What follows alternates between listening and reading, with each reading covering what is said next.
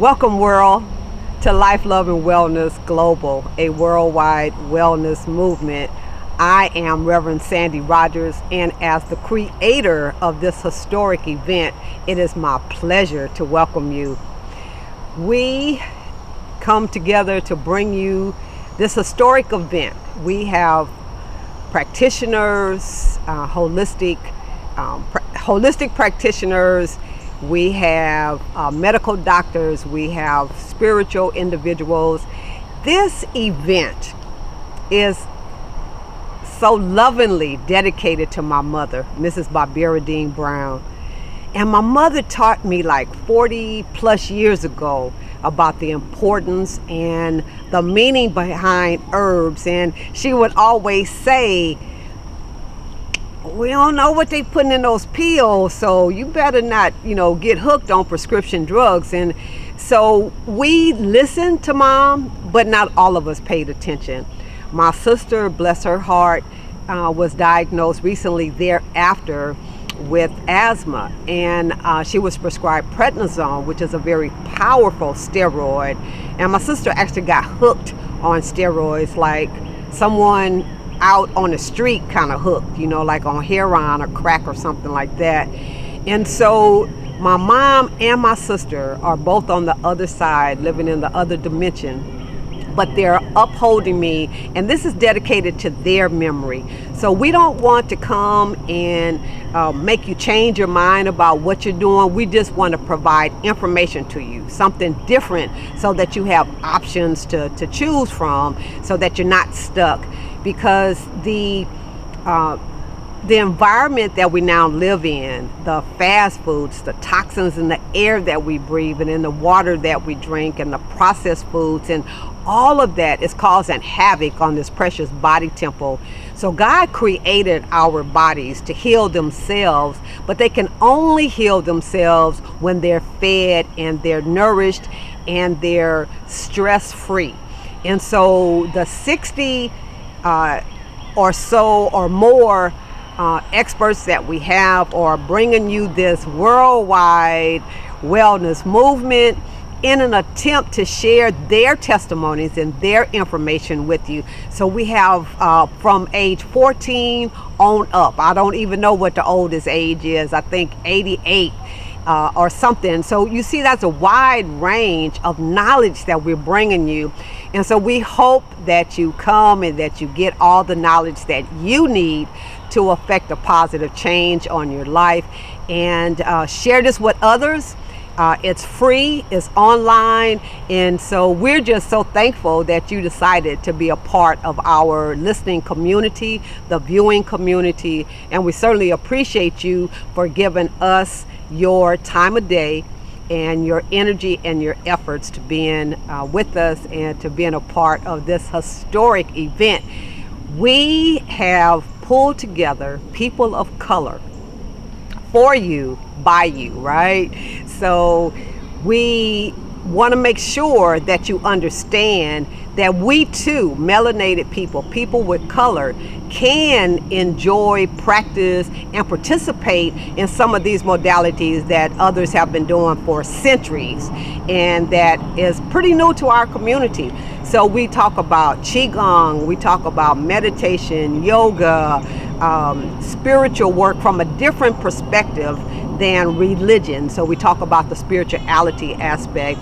We talk about abuse in the families. We talk about all kinds of subjects because we know that in our communities there are layers and layers and layers and layers of stuff that we never talk about that's causing a negative effect on our bodies and its healing process. So we address it, whatever it is, and we hope that you will benefit from the many experts that we have, and that you walk away with lots of knowledge and lots of new information, and that you become fully empowered to share information with others. So thank you for being with us. We love you and we bless you, and we look forward to doing this again. But thanks for being here with the first one. We appreciate you.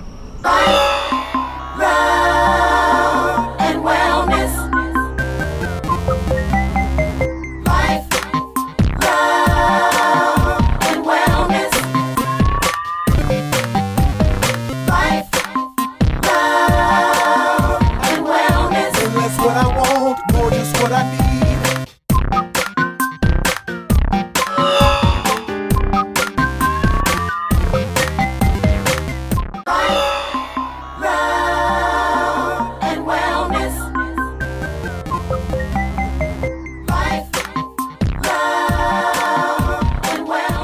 Welcome to Life, Love, and Wellness Global, a worldwide wellness webinar. So today we have with us the beautiful, the talented, the incomparable Dr. Melody Black. So Dr. Black, would you please introduce yourself to our audience, please? Good morning. My name is Dr. Melody Black. I'm a chiropractor over at Life University. I've been practicing since 2007, so this is year 11 now. But I have private practice is MJ Mitchell Wellness located in Kennesaw. But I'm also a full-time faculty clinician in the outpatient clinic over at Life University in Marietta, Georgia, using our hands. So it's that practice with chiro with our hands. And so what we do is there are 31 pairs of spinal nerves that come out of your back of your spine. And so those nerves go to every muscle, every bone, every organ, and every tissue in our body. And so when those nerves come out and they go to all those different areas, they communicate back and forth with messages. And so if there's a bone out of place in your spine, that's what us as chiropractors do to make sure we locate where that misplaced bone is. And with the use of our hands or sometimes an instrument, we move those bones back into their proper place so that that communication can still go free between your nerves. And so we make sure that we correct misalignments in the actual spine, which are the bones down the back. That sounds so interesting. So our bones in our back and our spine can be out of alignment and we can still move around and not really know? We can have all those different actions going on without knowing that there is a misfunction. And so the bones come out, and so you have the back of your head and you have the nerves that go all the way down from the back of your head, all the bones to your hips and your tailbone. And so it could be a very slight misalignment where the bones are supposed to be on top of themselves, and it could be just a slight little shift. And you can see with my hands, if I have a slight shift, there's not a good space in between. And so that's what will happen if you hear of a pinched nerve. If you hear that on TV or hear that and mentioned somewhere, that is a lot of times can be the issue, is that there is a misplaced bone. And so what we do is we shift those bones back into their proper place, and in that way you have correct communication and correct flow. So sometimes it can be painful, and a lot of times people don't know that they have that issue until pain is present. And well, let me go to a doctor, let me go ask and see what's going on, let me find out where this pain is coming from. But there's also a possibility that there's a bone out of place without pain being present, but that function is diminished in the area where those nerves and tissues and all that is supposed to have correct flow back and forth, and it's got a little bit of resistance. And so we try to locate that for you so that we can help you understand that this misalignment could interrupt function somewhere else in your body. And so it's another good way to take care of your body is to make sure that every area has proper communication, which is back and forth with making sure there's no misalignment. So that's what us as chiropractors do. That's the main premise, is to make sure that we can correct those misalignments, but to also be an advocate with you so that you can be aware of how best to take care of your body. It's so fascinating. So if a person has been told that they have back issues, can you still help, or do they necessarily need to go have the surgery to correct the imbalance with the bones? We try to make sure that we can help as much as possible. So it's ideal to make sure that you get checked early and often. And in that way, if there's ever an issue where there is an injury, sometimes drugs and surgery is necessary because the injury is just too far great. But for prevention and maintenance and, well, let me make sure I'm good and healthy outside of an injury, outside of major surgery, that is what chiropractic can really do, because it can keep the whole family healthy. A lot of times people wait until there's a car accident, or they wait until there's something devastating to an injury. But I often tell many clients, many students, and many patients that people of all ages have a spine, and children, middle age adults, older adults, all of us have ways that our bodies can function better, and that is where chiropractic can help. So you're never too young, and you don't have to wait until there's a pain or strain or injury. Do it for prevention and maintenance, just like to comb your hair or brush your teeth. Okay, let me take care of my spine. Let me take care of the bones in my back. That's beautiful. Is the fact of childbirth, of being pulled from the mother, could that, like with the forceps, could that be like the very beginning of our spine being out of alignment? That's actually exactly right. That is the case of the first possible misalignment that we can have, is just by the nature of childbirth and delivery of getting us here into the world. A lot of times, if it has to be, it could be a regular natural delivery without a lot of drugs or epidurals or anything involved, and it's just the mom pushing the baby out and them twisting the baby as they pull. That's enough in their neck to make sure that there is a misalignment that doesn't quite all the way go back into a full proper place. And so my personal experience, the youngest child I've ever adjusted was 6 weeks old. Wow. With a very great delivery and someone that was very in tune with natural health and holistic and chiropractic. And so, of course, mom and baby had a great delivery in the hospital, and they came to see me, those first few weeks later, so that I can, of course, welcome the baby and take care of the baby with an adjustment. And so that particular patient, I was able to take care of mom all throughout her pregnancy, and the delivery went very well. No issues or complications, and the baby is doing well as well. So yes, with childbirth, it is traumatic. Sometimes there's C-sections, sometimes there's instruments that they got to use just to make sure that baby and mom can safely get through the entire delivery process. And so we try to make sure that if it's just a small adjustment where we, get that misalignment out of the infant's neck, just to make sure that the baby is okay, that is one of the first adjustments, but that's also stemming from the very first misalignment that we can have. So never too young. So how does that benefit the child? That the will baby? benefit an infant of literally hours or days or weeks old.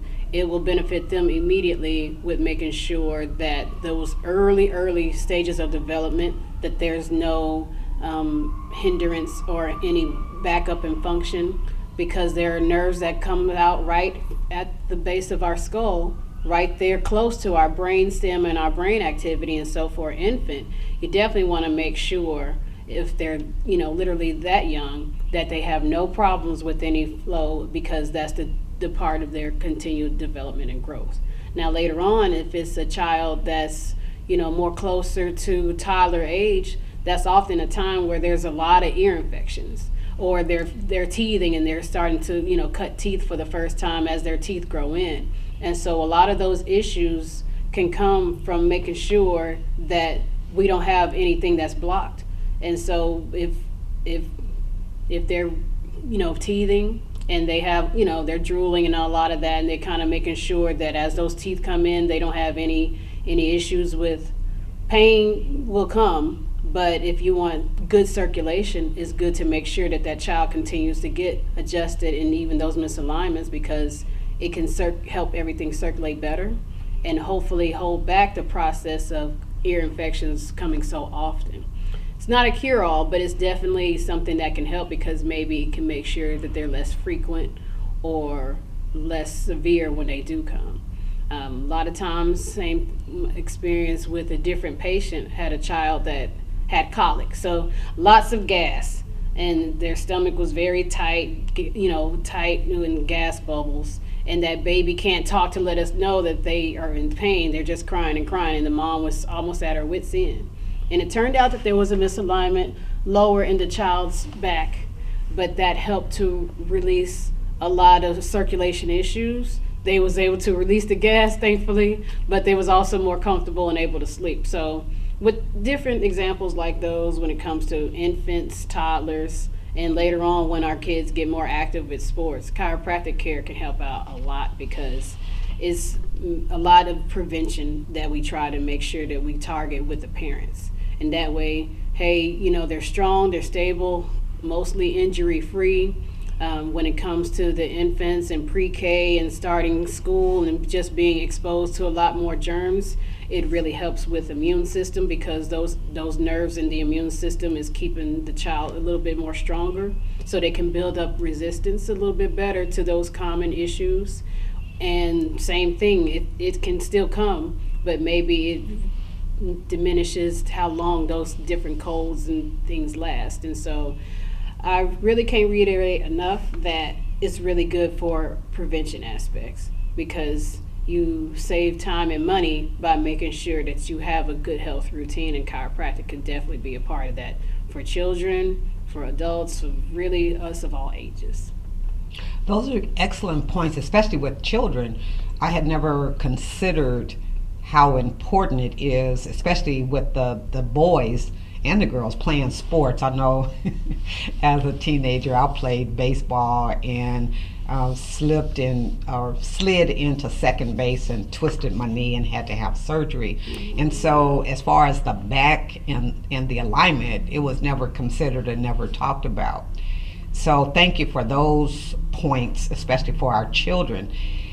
One of the things when I did my initial assessment in going to a chiropractor is that they questioned me in regards to traumatic experiences, and I didn't think I had any. And so the person was, well, what, have you ever been in a car accident? And that was when I realized that playing sports was traumatic to the body. Even like you were talking about the C-section that I had in delivering my child. And so those are situations that we don't understand the correlation with our spine in those situations, so that we don't consider going to a chiropractor, or a lot of us don't even know that a chiropractor exists. Yeah, a lot of times that is it's a common aspect that people only think about a doctor in a time of pain or in a time of crisis. And so sometimes chiropractors fell into that box as well, where it's like, well, I won't think about getting my back fixed by a chiropractor unless I have an accident. And that's not the case. It's something where, of course, that's a scenario where we can be very beneficial. And so are scenarios where there's other healthcare providers that can be beneficial in those times of distress. But I like to emphasize that with maintenance care and self-care is something that we really don't pay attention to as much. And it can help so much more by making sure that there's not really serious chronic disease issues or chronic pain issues that you have to deal with later in life, by taking care of yourself younger and all throughout your life. You know, it's one of those things where just like you form those building blocks with education so that you can be more, have access to more resources as an adult, you start with those building blocks young. What do I read? Learning to read, learning math, all those different aspects, so that it can make you really more accountable for what you plan to do in your future. Well, I say that that's the same aspect that you should take with your health. You are mindful of the food that you eat. You cater to the things that you like, but you also wanted to make sure that it is a way to form nourishment for your body. So with the nerves, with our bodies, making sure that the spine, all of our joints, that everything is moving in a correct aspect, that sets you up to being able to be healthy for your family, for yourself, for your future goals and aspirations that you have in your life. You have to have your health to be able to carry you through. It's a statement that's been kind of thrown around, health is wealth, but you can have the very richest people in the world, but if they don't have good health, all that money doesn't do much for them.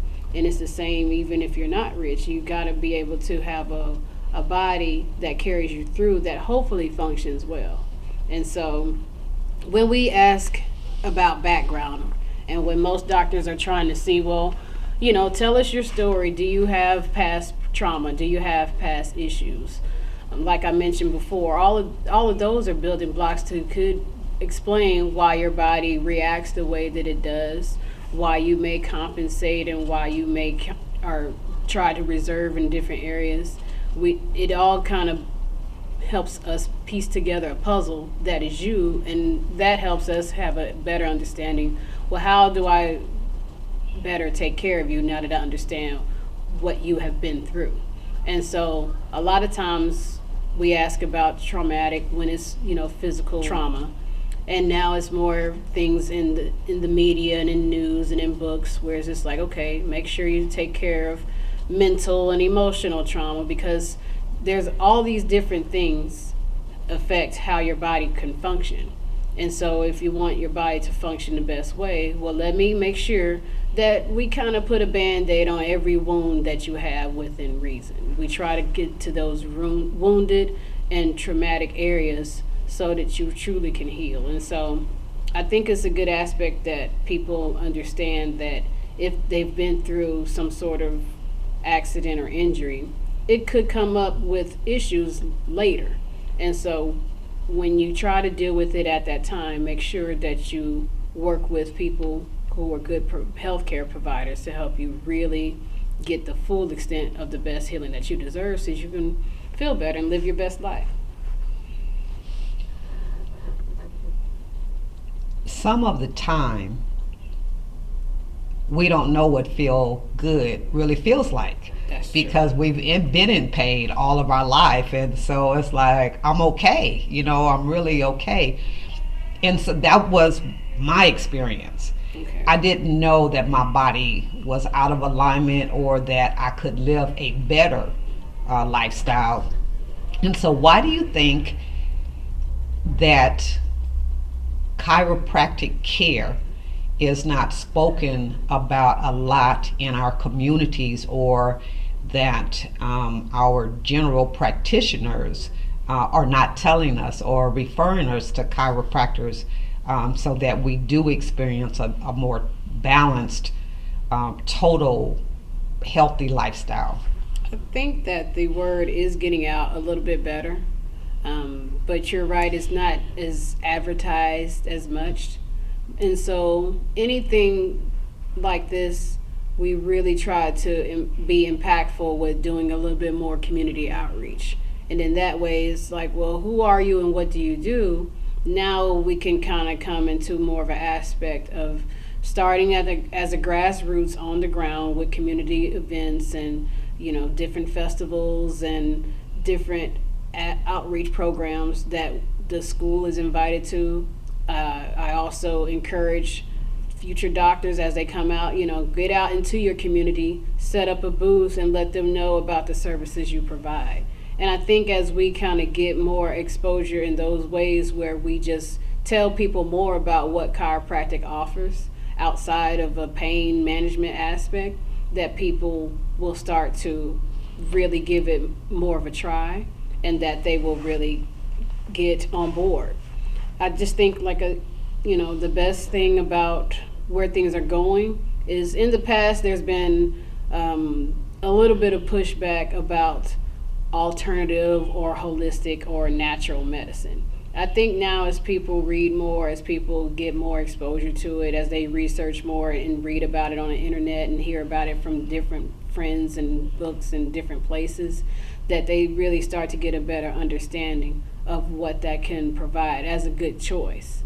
And so that way, at least you have a lot of areas where you can take care of your body, and chiropractic could be one of them. So the exposure is growing, but there's still strides to make. As a profession, there's lobbyists that are in place in most of the organizations, and here at the state level, there's chiropractic associations that really try to connect so that we can get a little bit more branding and a little bit more exposure and dollars allocated towards, hey, we deserve to be talked about and discussed, as much as WellStar and as much as some of your other major medical providers. And so it's coming around, and I think it's going in a good direction. How would someone go about choosing a chiropractor?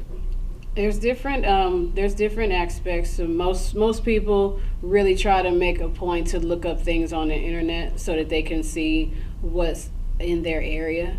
And so that's the best search that I can start with is, chiropractor in your area, and being able to put that in a search engine, whether it's Google, and then we try to get a location that's convenient for you to be able to get to.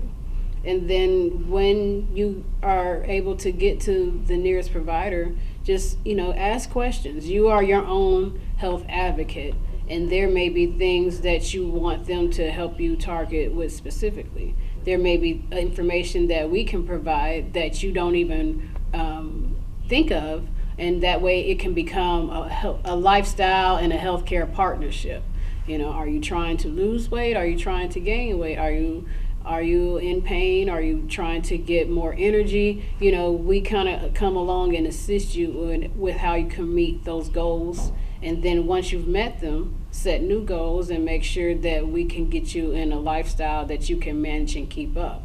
Because like I mentioned before, you definitely deserve to have a good life and good longevity.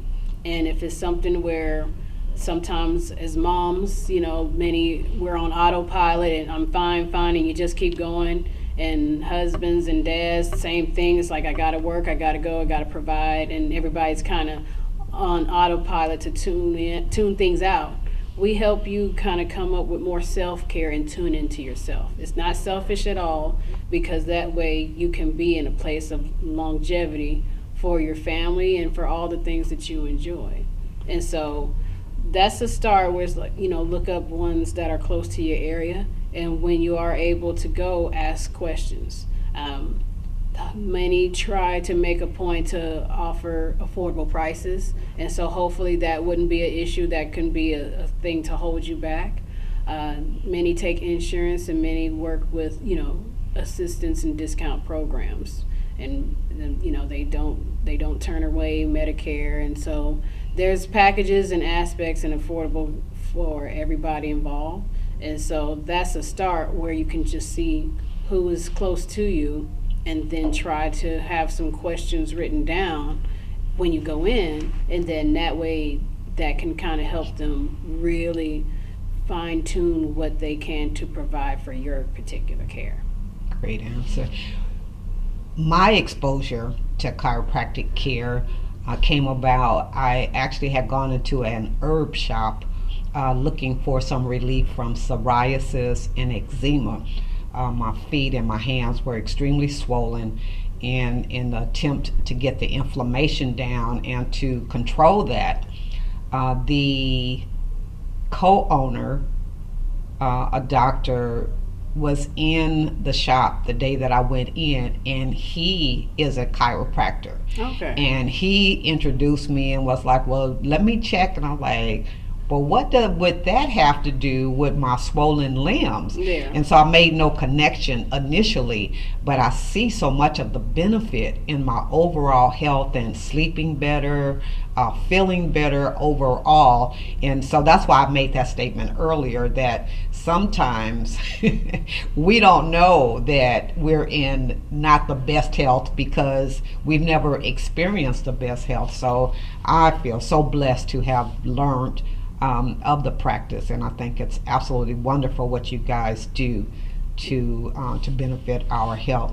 Yeah, it's a good aspect, because you never know until you're on the other side of it.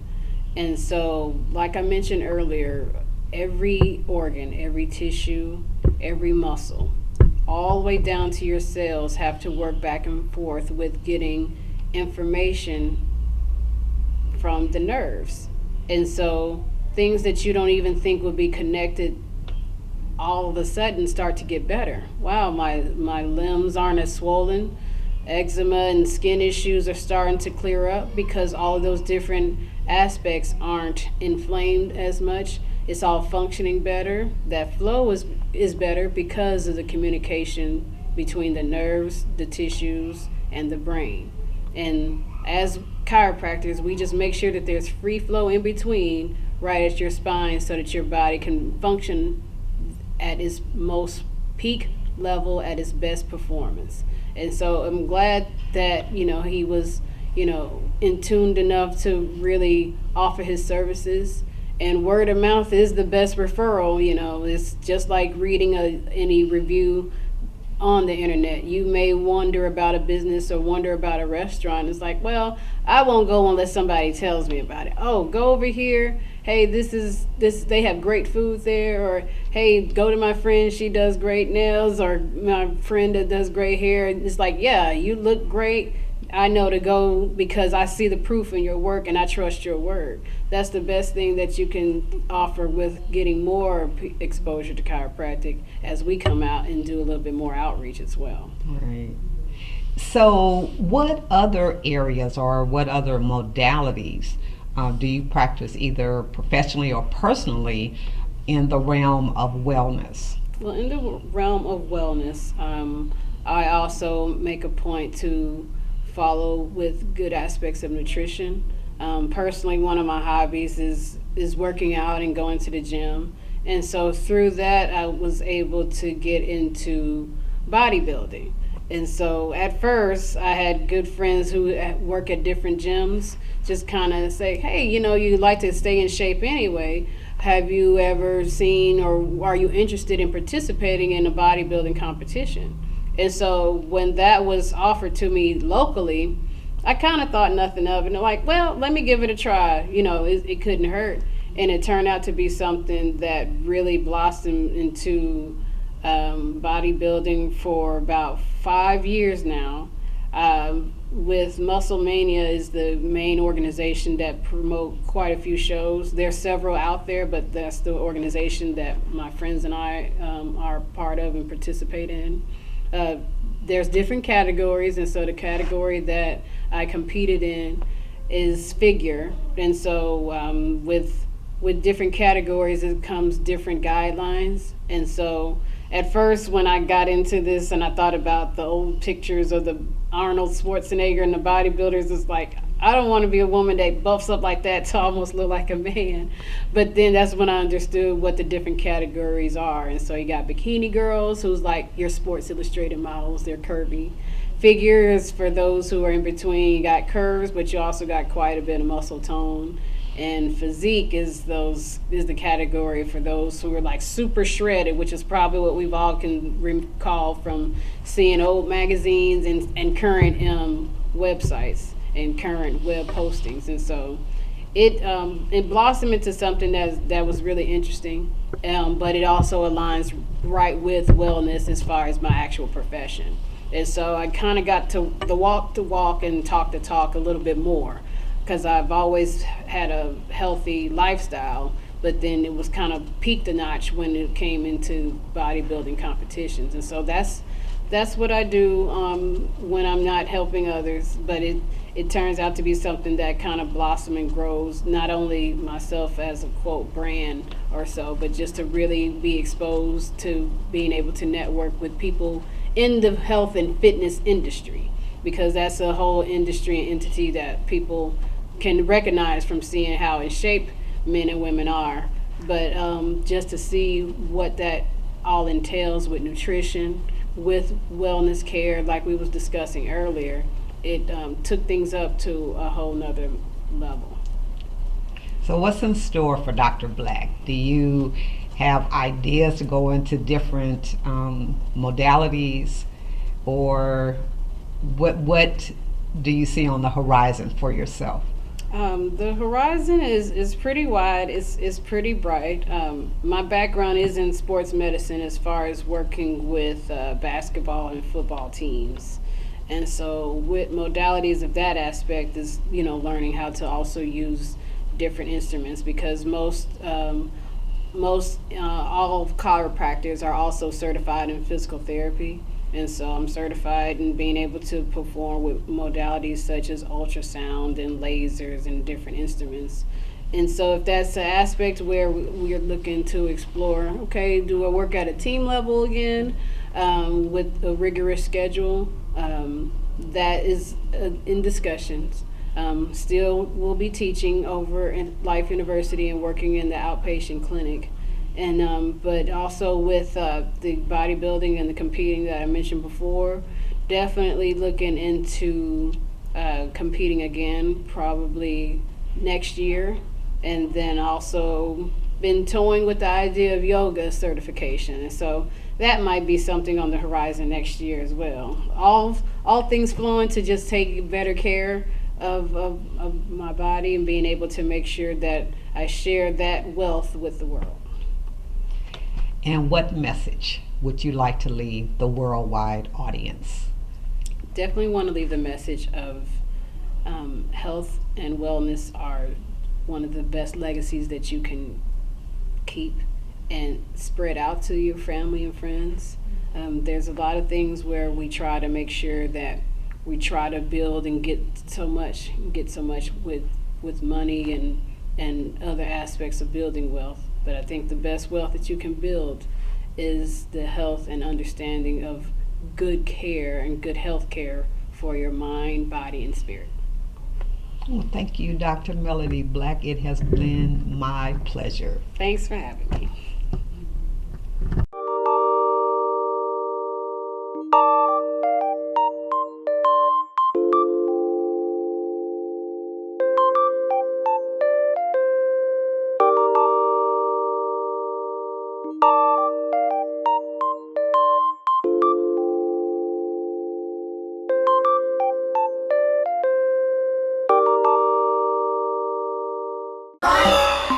Love and wellness. Life, love and wellness. Today we have with us Queen Mother Reverend La Boyd. And she's going to share with us who she is, how she got to where she is, and the work that she does in the world. And we'll take it a little bit further from there. So, Sister La, would you please introduce yourself? Greetings and thank you so much, Sandy, for inviting me to be part of this phenomenal experience. I'm truly honored. I am Reverend Linda La Boyd, and my journey has been as a health educator to incorporate various tools that I've accumulated along the way to assist in providing services to our community. And so today we're talking about the gerontology piece, and it's one of my specialties. I took a course at Clayton State University that certified me as a specialist in aging, gerontology. I think the most important piece I learned out of that 9-month course was that we begin to age from the time we're conceived, every single one of us. So it's not about being a certain age over 40, 50, 60. From the time of conception, we begin our aging process, and it's a wonderful thing. We talk about the importance of acknowledging the aging process. We talk about the importance of acknowledging those that are considered elders and looking at them in a way that, yes, things are changing. Things began changing for each one of us when we stopped hopscotching without any effort. So to be able to really tune in, to ask them, can you assist them? To pay attention to what you hear the reply as well as how you see their body move or not, then that's how we know how to approach and assist if we're being asked to assist in any way. It's a phenomenal experience to be able to connect with our aging community, to be able to have them open up, because they are checking you out. When you approach them and you begin to speak to them, if you're trying to get information, they are doing what I call a scanning. Scanning just not of your physical appearance, but your energy. And And then that lets them know whether or not they can relax and communicate with you on any level. If they can reveal to you what may be going on with them, if they trust you. And that trusting is so, so important. Because remember, they've been walking a journey and there's been a lot of experiences along the way. So they are having to decide and decipher whether or not they should open up on you, with you, I'm sorry. We talk about how the medical allopathic doctor has been allowed to experience expecting their trust. And so many of our aging community just trust the person in the white coat, the person with the MD behind their name. And with that trust, they give away so much of themselves. So we are inviting them to re-look at how much trust we give others outside of ourselves, because they come with a trunk full of knowledge and wisdom and experiences that really worked for them and their families when they were growing up in regards to alternative and complementary medicine and care. People coming in with shoe boxes full of medication. And here we are in a time right now where they've taken the alcohol and the cigarettes off the commercials on television. Now between the lawyers that chase the ambulances and the pharmaceuticals,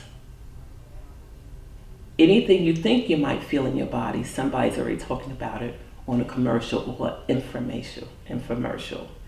So considering how much time many non-ambulatory elders that may be just sedentary and not getting up and getting out as much, and just letting the TV watch them, but even when they're not watching, it's still programming into their psychological thought pattern.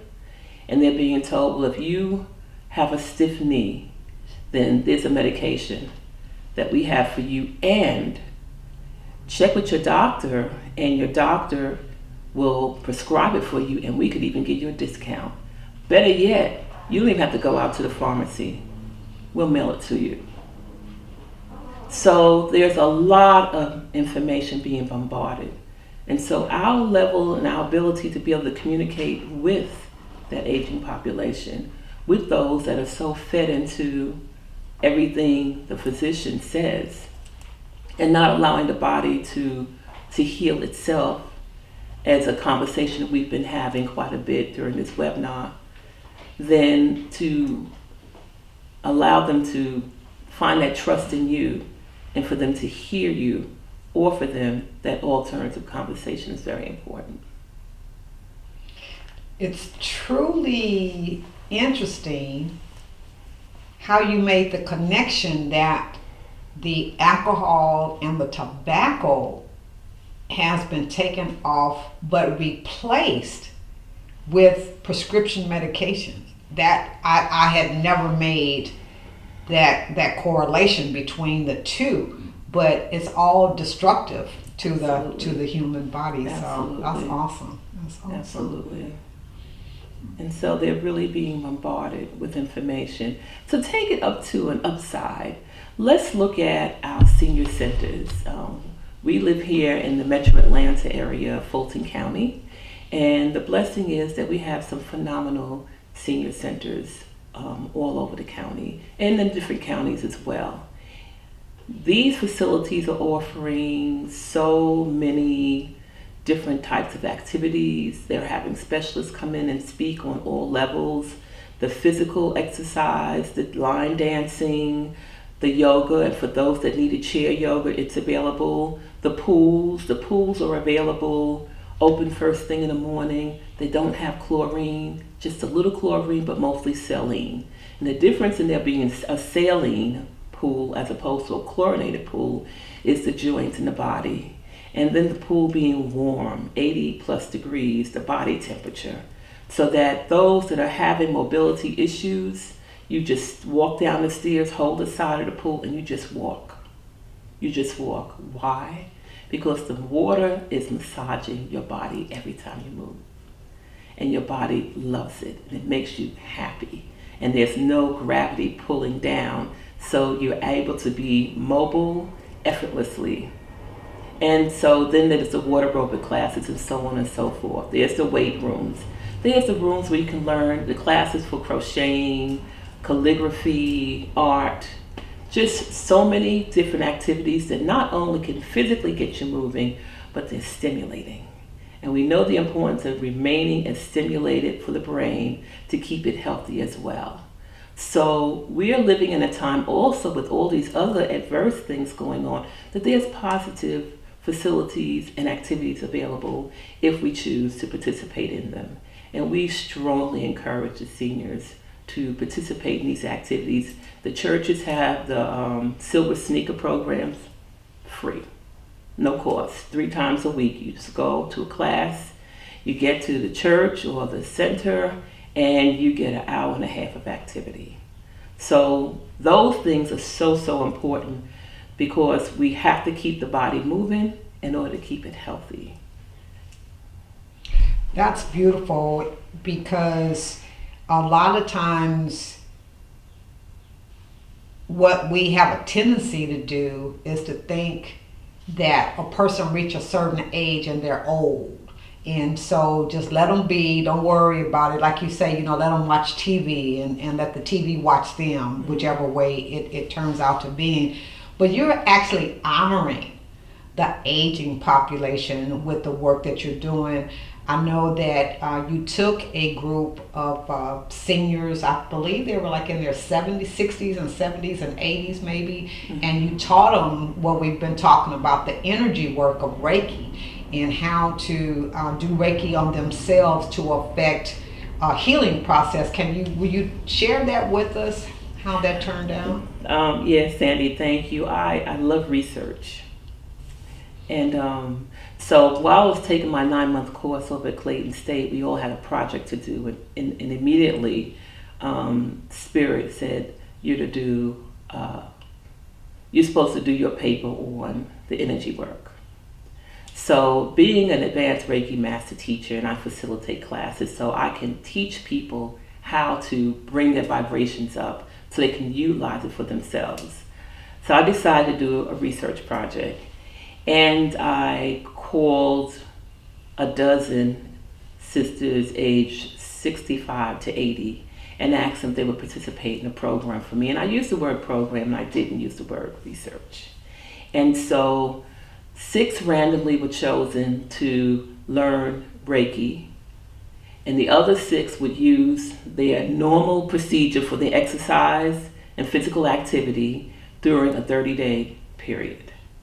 So the sisters that were randomly chosen to learn to take the class, we had our Reiki attunement workshop on a Saturday afternoon, which was a phenomenal experience. Even just their feedback during the class of the practicum of working on each other and touching each other and seeing what that felt like, and each person taking a chance to get on the table as well as offering the energy work to each other. So every week, each student, whether they were the practitioners or the ones that were using a normal program for exercise, because we were measuring physical discomfort, aches, pains, whatever was going on in your physical body that was uncomfortable, we want to measure and look at it and see what might be different. So everybody sent in one of the smiley face sheets weekly and let me know. Once a week they fill out the form, let me know how they're feeling in these different areas, the stress, the physical discomfort. At the end of the 30 days, I did a conference call. So everyone had the number. It was really interesting, and it tickled me as well because there were sisters that had never been on a group call like that before. We all here? We all here? Yes, we're all here. So what I asked the sisters that had taken the Reiki class a couple of questions so that we can all hear what their feedback. I already had it on paperwork, but I wanted each of them to hear and exchange with each other. And it happened that every single one of the 6 people that were attuned were only asked to do an energy session on themselves 3 times a week. Choose the morning, night, whenever you wanted to do it. You could do it while you're watching television, didn't matter. I just would ask them to lay their hands on themselves, rub their hands together, and lay them on themselves just 3 times a week. Every one of them started doing it daily. And they talked about how the discomfort had lessened. Another one talked about how she was able to do an extra lap around the gym, and just the positive feedback they had for themselves from beginning to do self-healing on themselves. We had one sister who said that she was doing sessions on her sister-in-law. How cool is that? Real cool. So she was doing health healing sessions on her sister-in-law, and the other group who had not yet been attuned were just really excited and looking for their class, which we had. So thank you for asking. You and I have done community fairs, health fairs around the city of Atlanta and on the outskirts.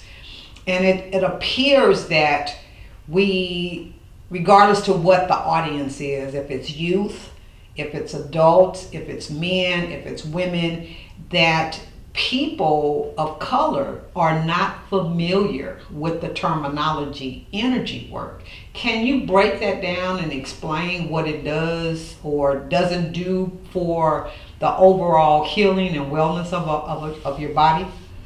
Well, energy is everything we see and we don't see. Everything is energy. The breeze, okay? Your movement, your speaking, someone touching you on the cheek, someone looking at you and giving you a smile. When we get the news of something negative happening in the world and we react, that's energy. And whatever someone does to overtly perpetrate that act that may be negative, that's energy. Everything is energy. In regards to the work that we've done in the community, I think one of my callings is that we take this self-healing, the type of healing that Jesus the Christ did, what we consider Big Brother did walking this earth, who told us that we too can do what he did, because every single person comes out the womb with gifts, every one of us. It's just that we're not necessarily encouraged or shown, or we're given other information that's adverse to you being able to touch yourself. And you know how good it is when you touch yourself, and you know the reactions you get when you just lay your hands on someone's shoulders. Even without the touch, the look you might give to someone, a nod, is energy. Everything is energy. And so knowing that everything is energy, what we hear, what we see, what we say, and what we don't hear, then we know it's a powerful source, and it comes from the divine. And so how we use it or not is what makes the difference in how the flow is. So getting back to the activities we've done throughout Metro and around Atlanta and the state of Georgia pretty much, it has been absolutely phenomenal to be able to come into a setting that's not necessarily called a wellness event, but called a community health fair. And to set up chairs and allow people to just sit down and have the wonderful practitioners. And these are people that decided, I'm going to take a Reiki class, I want to be attuned. And then I invite them, well, come and see what this works for, how people respond to it. Come out into the community and offer it. And how the person that sits in the chair that knows nothing about what you're getting ready to offer other than it feels safe. And then you whisper in their ear and ask them if they're okay with being touched. You ask them, you let them know, just take a couple of deep breaths and relax. And if you want to close your eyes, you can, but you don't have to. And they feed right into that. They're okay. It seems like as soon as they sit down, it's like, do whatever. And then to watch people shift because someone just put their hands on their shoulders to connect with them. And then they may put their hands in front of their face or on the side of their face or in front of their heart chakra. And to watch these people just totally go into this relaxed space, the space of, I'm submitting, I feel safe, and then even let go. whether or not they go into a meditative place. There are people that go to sleep in a chair. And these are sessions that may be 10 minutes. We are just vessels of the Most High's energy. And we says, okay, Divine, come through us and show us how to assist. It's not that practitioners are healing or fixing anyone's anything. We can only heal thyself.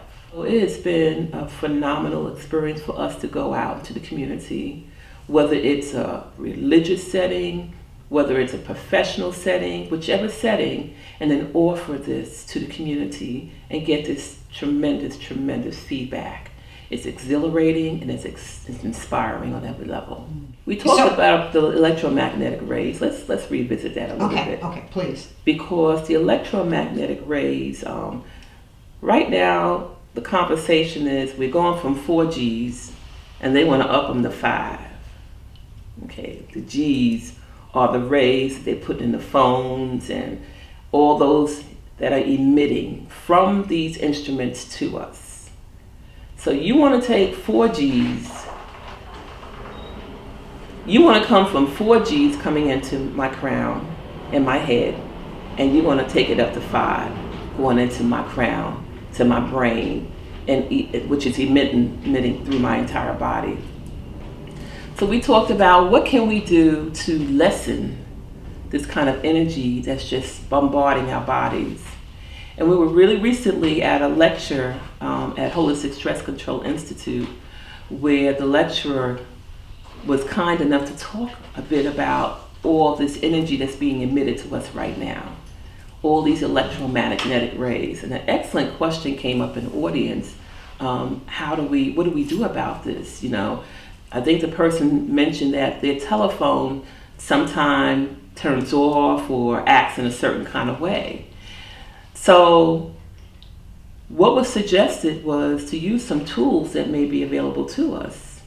And these tools are actually stones and crystals that come from the earth. There's a black stone called black tourmaline, which actually lessens, kind of diverts electromagnetic rays from the body. And then there's the other stone called selenite. So tourmaline is black and selenite is white. Yin yang, perfect balance. And the two of these stones and crystals together are so powerful that they can balance any stone and clear any stone and crystal in the universe. They're a powerful team. That same team can take your phone. You can turn your phone off and lay them on the two of them, and they'll lessen the electrodes coming out, the neutrons that's coming out of the phone that will, when you turn the phone back on, that's coming into your head, into your body. So if you would consider moving all wireless apparatus from your bedroom at night, it should not be in there. Because if it's plugged in and it's on, it's working, it's coming in you. So if you would remove them from your physical sleeping area, put them in another area, turn it off, and lay it on the stones and crystal, it will lessen the electromagnetic rays coming out when you turn it back on to use. So there are tools out here to assist us. And you've heard about, I guess about 15 years ago, there was a promotion about a magnet that you could put on your phone. That's black tourmaline. Awesome. So we have those tools to use.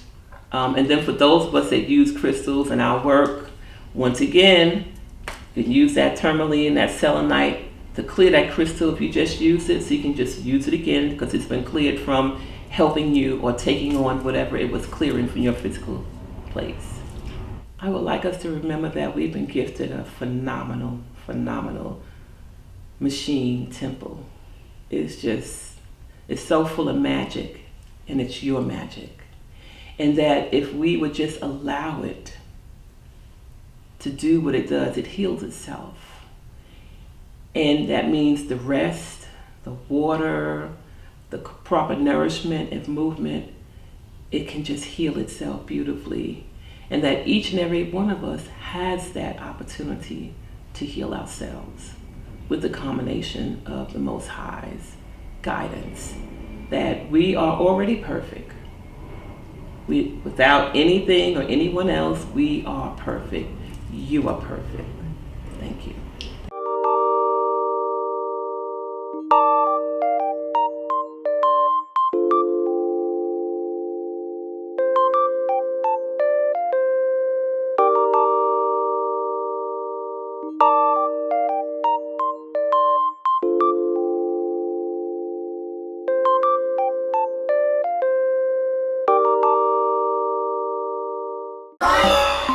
Love and wellness. Life, love and wellness. Yes, my name is Corey Lopez Goto. I am originally from Mexico. I came to the United States 20 years ago. And my background, per se, of my race, of my culture, is Mexican Indian, Japanese, French German, and Spanish. So I have the best of all worlds. And I love that. So colonics, I do hydrocolon therapy at Clear Path Wellness Center. I co-own the business, and we cater to help people to detox. It's detoxing, helping, for example, if they already have issues, medical issues that they need to detox. We help them to just to preventing our health. And how the colon therapy is performed is that we do have a room where we have purified water, and the device that helps us to bring the purified water, it's brings it nice and warm to the body and releases the waste. So it's very comfortable, very hygiene, and I'm able to be with the client in order to assist with massage on their intestines, massage a little reflexology in their hands, and talk and learn from them what are their needs. For example, if they are having regular bowel movements but they just need detoxing, so we cater to that. Or if they already have issues like constipation or digestive issues. So it's all catered to an individual, individually. So I loved what I do. I believe the Creator have me in a place like this in order to assist myself, and that's how I started to having colonics.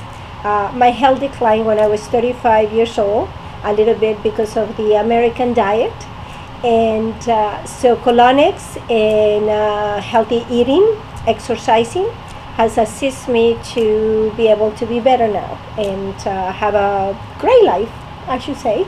Yes, healthy great life. So that's what we do for colonics, and that's how I became a therapist, because I realized the need of these services. And there's not many that I could see of therapists out there doing our service. So I love my clients. I call them angels, earth angels. So we assist each other to heal. Yes. So what's considered a normal bowel movement? Consider a normal one. First of all, if we're eating 3 times a day, we should be able to have 3 bowel movements. That is per day. That's considered for every meal that we have. But many of us don't, obviously, for a diet. Kind of a normal one will be like a banana look, per se, a little bit very soft, not broken down, but not hard. So that it's, any fluids, you sit in the toilet and things move faster, just not like you sit there forever, and then that is considered normal. Exactly. And then, of course, in between all of those, we have the constipation. That too becomes to be like little rocks and boulders. I call it rocks and boulders. Or 2, diarrhea, because the body will create diarrhea in order to eliminate those rocks and boulders. So sometimes people will think, oh, I clean completely out because I had a diarrhea. Well, not necessarily. We can be surprised that there are other things in behind because they became dehydrated. So, yes. Now I heard someone explain it that the walls of the intestine, Yes. both the small and the large, flour and other food items like that can get stuck on the side like a plumbing pipe, and so it becomes clogged up, and that's Yes. one of the reasons why we're not able to have a normal bowel movement. And absorption. That too causes not to have a good absorption of your foods. If many of us, because I include myself, are taking, which I call complements, not supplements, complements. So exactly. So if the walls of the intestines are clogged, cover, whatever we like to say, then we're not absorbing the nutrition. And that's for every single one of us. Now, many of us, obviously, our diet here in the United States mostly too, is we have a lot of flour. So bread, pasta, potato, rice, and even dairy create issues like that in our intestines. Now, the best diet, obviously, is what God intended, which is raw fish, which is fruits and vegetables. Raw, the better. Light saute, where we're still not killing the nutrition from it. One of the things that I learned from one doctor, scientist, holistic, he told me, he says, dead food for a dead body. So it opened my eyes, because dead food, then start thinking about it, that is the processed foods. They're dead, they're really not alive, they're not fresh. And so I was thinking, wow. And then he says, live foods for a live body. So start thinking about the fruits, the vegetables, and everything. At the same time, he says, you never seen a pizza tree. I was like, oh my goodness. You never seen a bread tree. And I was like, okay, you make a point. Yeah, great. So that's how I too start thinking about it, obviously, how important is our diet, and fresh foods, yes. And you say that your digestive system was a little strained once you came in and took on the American diet, Yes. because there's less fresh in our diet. Is that mainly what that was? Yes, or? mainly I introduced a little bit more of bread and pastas and rice and all of those glue things. That's why we call it gluten. They glue in our intestines. That's what they are. So I introduced those a little bit more in my diet instead of more fresh and vegetables that I was accustomed to eat. And it created constipation. And with that created migraines for myself. Everybody's different. So was migraines, depression, and irritable bowel syndrome. And at the same time, about irritable bowel syndrome too, I was irritated. Many things would irritate me very easy. And I realized that why are they irritating me? Because it's not a big deal. But it was how I was feeling. So my intestines actually were running the rest of my body, especially my brain. So I felt a little bit foggy, like when where are the keys? Can't find them. I know I was going to do something, I forgot about it, many things. My sleeping patterns were different. I was really tired, but I felt like I was not sleeping.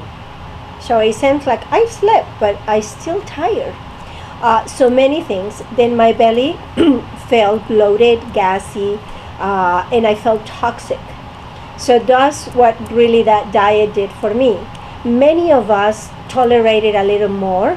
Takes longer than what it took me, but at the same time, at the long run, it is exist, and it will do that. It will clog the intestines. So raw fish, fiber, it's very important in our diet. That's why vegetables, fruits are very important, because they bring nutrition, live nutrition, but two, they do a cleansing. So that gives us more regularity. So many of the clients too, they'll change their diet. But what will happen is, in the beginning, they will still have effects of the gassy bloatiness and stuff, because it's still changing. It takes a little while. I would like to say with one colonics, I can say, great, you're good for life. Well, this is the answer. The answer is I'm still here at ClearPath after 11 years doing clients. And so that means I'm still here to take care of myself because I know the importance. So everybody will be a different session, program, protocol. Mine, it is between 2 weeks to fluctuate 3 weeks to a month. And the reason is because it hydrates and cleanses and detoxes. So, yes. I wonder how many people knew before you just said it that being irregular, not having a bowel movement after each time you eat, affects your mental health. So depression and irritability, Yes. that's really fascinating. I've never related the two together, so Yes, and it is. It's amazing, but we don't because, again, knowledge is power. right. We have lost which our ancestors used to know. Every culture of ours have a background of actually medicine, herbal medicine. And so we used to actually know that the grandmother says, I have a headache, and they'll say, oh, pick up those herbs, make a tea, you'll be fine. You know, all of that is wonderful. And that's how, too, it's important. We lost the ways to heal ourselves because we're not a tribe anymore, because we're not so close to our elders, and we are losing that information. So hopefully, my goal is to continue. When my clients come in, I can give them a little more information so we can pass on that, continue, and they can do that to their children, to their friends, to their family. And baby steps, I call it always baby steps, where, you know, they say, well, I can do that. Baby steps. Hydration is important too for bowel movement, very important. We need to drink at least, working toward half your body weight in ounces of water a day. You know, so many only drink a glass a day. And they drink, though, coffee, juices, and stuff. It is liquid, but it's not water. So it is important to know that our body requires pH balance of hydration for our blood, and the same thing for detoxing. If we are not drinking enough water, our kidneys are going to recycle the pee back into the system, and that's too why we feel tired, sluggish, foggy, and everything, because the body's trying to function, and it's going to do so with whatever we have in. So, yes. And so with the colonics, there's a small tube Yes. that's inserted, and there's a water that helps to hydrate Yes. the intestines so that Yes. the if there's any blockages in there, that Yes. it will help it to move. And you also use essential oils. Yes, I use essential oils for example, when I do a little bit of the reflexology, I use either almond sweet oil or organic lotions to help assist me with that. And when we're doing the procedure, so the client, and I know for myself because I do my own colonics, is that we have a little bit symptoms of nauseous, or we have cramping, and just not feeling good and gassy. So I give them a little bit of peppermint oil with sometimes other essential oils, and then we breathe. Breathing is important, as we know, for everything. We are stressed, we should breathe. We hurt ourselves, we forget. We stop and we say, and we don't breathe, so it hurts more. So the idea is I'm trying to learn myself to do that. Everything, I hurt myself, and then it's like, breathe. If we do the breathing, I believe that the oxygen that comes obviously to our brain and to the action of relaxation, it helps to stop that. For example, depending what we're trying to accomplish. Let's say I have a client that is interested in really having a good detoxing, because then obviously too is going to make an effort to have a cleaner diet or whatever the reason is. So what we do is we'll talk about the recommendation from the doctors is that 2 colonics for every decade of our life. So if this person is 40, it will be 8 colonics, because 2 for every decade. In this case, like I said, this person wants to have a detoxing and then maintain. So it will be the first month I will be doing their colonics once a week. So that makes it 4. And for the rest, it'll be every 2 weeks. After that, the person will just come for maintenance between 1 month or 2 months. And that depends too, obviously, on their diet, their health, and how are they working with. They usually, you would be able to tell when you need it, because you'll notice that you're constipated, gassy, bloating. It's like, oh, I gotta go and do that. Does that make sense? It does. But yes, it's everything different. So, for example, someone that is really doing a great diet and everything, once a month, it's okay. The only thing we do is hydrate and loosen up the toxicity. So it's really important to do that. So why isn't it more known? Why don't more doctors tell their patients when they go in to go and get cleaned out? I mean, it just sounds like that's such a perfect part of good health. Yes, and it was long time ago. It was really long time ago. I believe maybe in the United States until 1920s, the colonics, the famous enemas or colonics, were done in the hospitals. Some of the patients will come in and they will get a colonic, and then the doctor will check on them, and then they'll do either the surgery, whatever it was needed, and then obviously because they knew at that particular time that the surgery will bring what? Constipation, because of the anesthesia and the painkillers. It's just obvious. And no movement, you're laying down on a bed, so if you don't move, you don't move. So that was the reason at that particular time. But after that, I believe we became more medicine oriented. So more laxatives, more pills, more things like that. And so that stopped. Now, to this point, I think what happened is that our doctors are not educated. I could be wrong, but maybe they're not educated so much in nutrition. I have heard that sometimes they only get 1 course of nutrition in their whole career because they spend the time of knowing more about medications, more about other things like surgeries and stuff like that. So that's the reason that we don't have that information from them. They do tell us, because I've gone to the doctors, and tell us to eat healthy, drink your water, and all of that. But that's very general. Drink your water, you'll be fine. It's exercise and stuff like that.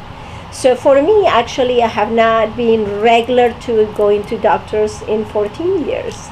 I could say that, but because I really do this, I live healthy as I can. Yes, though I do indulge, yes. Occasionally, I'll have my cup of tea or my cup of coffee with cream a little bit. I'll try not to go too bad.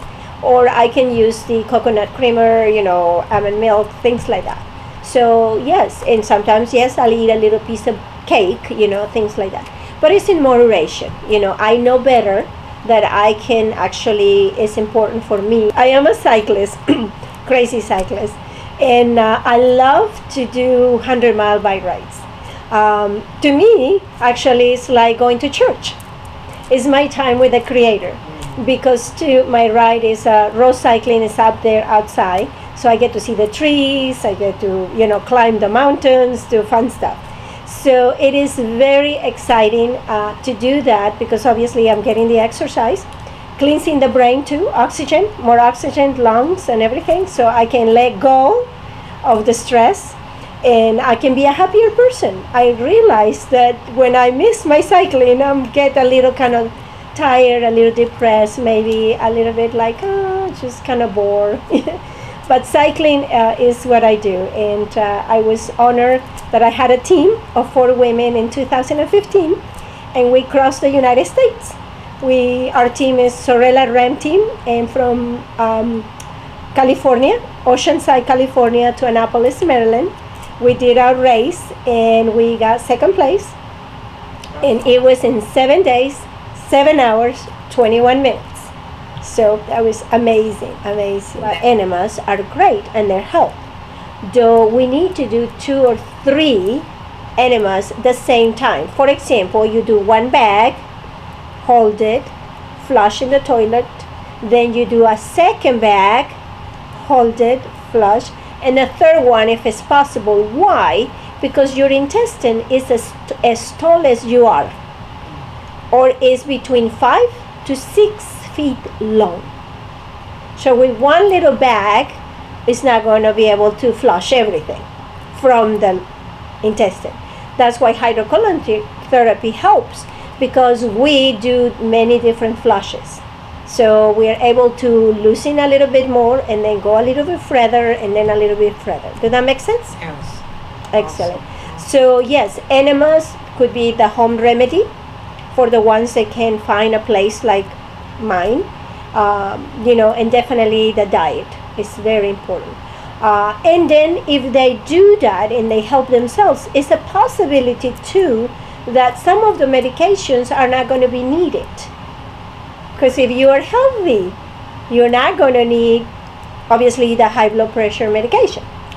So those are the things that I normally tell. One of my clients came in with high blood pressure, and he's now fit and better than was before, but he's still taking the high blood pressure medication. And I told him, what's going on there? Well, they told me it's for life. And I'm like, baby, you gotta go and check it out again, because if the medication is there for many years, what does it mean? Yes. It's really not healing you. It's not healing you. So I suggest there are doctors, holistic doctors can assist. There are chiropractors, there are massage therapists too, because it helps with the lymphatic system, it helps with everything. So we're here to assist whoever wants to come. Yes. Thank you so much, Correa. Is there any one last bit of advice, help, suggestion that you would like to leave? Yes. And which I like to leave is love. Love. We have abundance of that.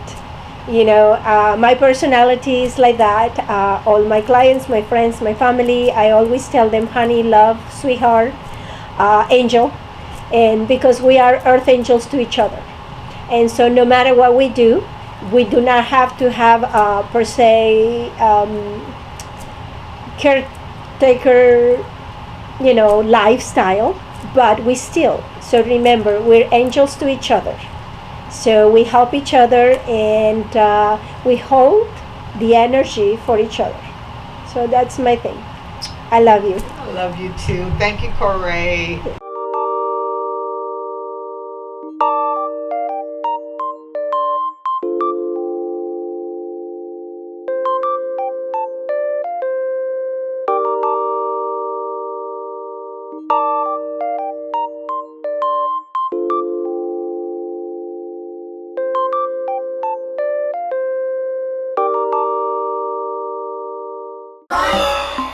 Love and wellness. Life, love and wellness. Welcome to the program, Kim. Thank you, Sandy. You're I welcome. appreciate You're invited. Yes. Would you tell us who you are in your own words, please? Oh, I'm Kim Kennedy. I'm a spiritual life coach, as well as a mom, as well as a teacher, and I have been doing radical forgiveness work as a certified radical forgiveness coach since 2007. So it's been a while, and I am still very enthralled with the work. Yes, thank you. When I was first introduced to that concept, radical forgiveness, and I thought I knew all about forgiveness and what it was, and actually had even written a book, with all the male relationships in my life, because I thought I had gone through that forgiveness and the levels of forgiveness. But it wasn't until I sat down in your classroom that I truly learned a whole different perspective. So can you tell us what radical forgiveness is? Well, we have to contrast radical forgiveness with traditional forgiveness. So traditional forgiveness is somebody done you wrong, and you want to forgive them because you're spiritual now, but you still believe they did you wrong. And, so you're going to let water run under the bridge, but you knew they did you wrong. And you're going to, let bygones be bygones, but you knew they did you wrong. So as long as you're holding on to that thought and that energy of wrong, somebody did you wrong, that's an energy of blame. And you can't forgive and blame at the same time. You can't hold two energies in the same space at the same time. So traditional forgiveness doesn't work. It generally does not work. It takes a long time. It takes therapy.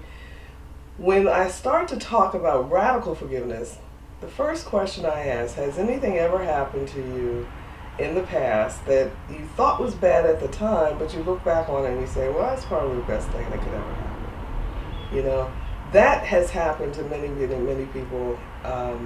It happens all the time because that's the way the universe works. Everything happens for our spiritual growth, whether we know it or not. Everything happens for our spiritual growth.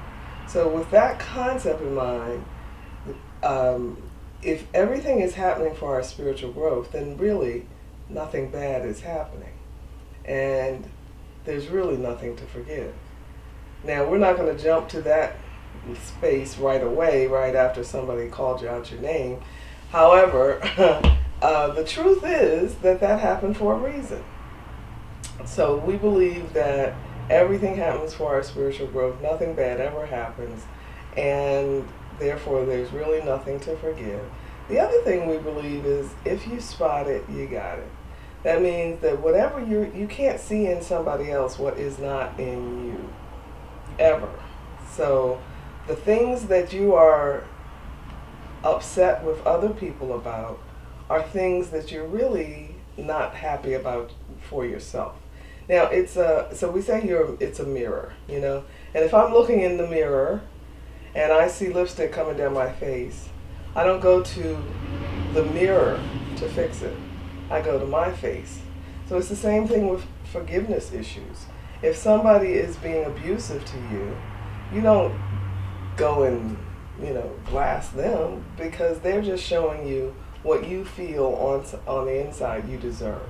There's some reason you think you deserve to be abused, or you have been an abuser yourself, and therefore you're attracting that energy. That energy is still coming back to you. So what radical forgiveness does is it uses tools to shift that energy.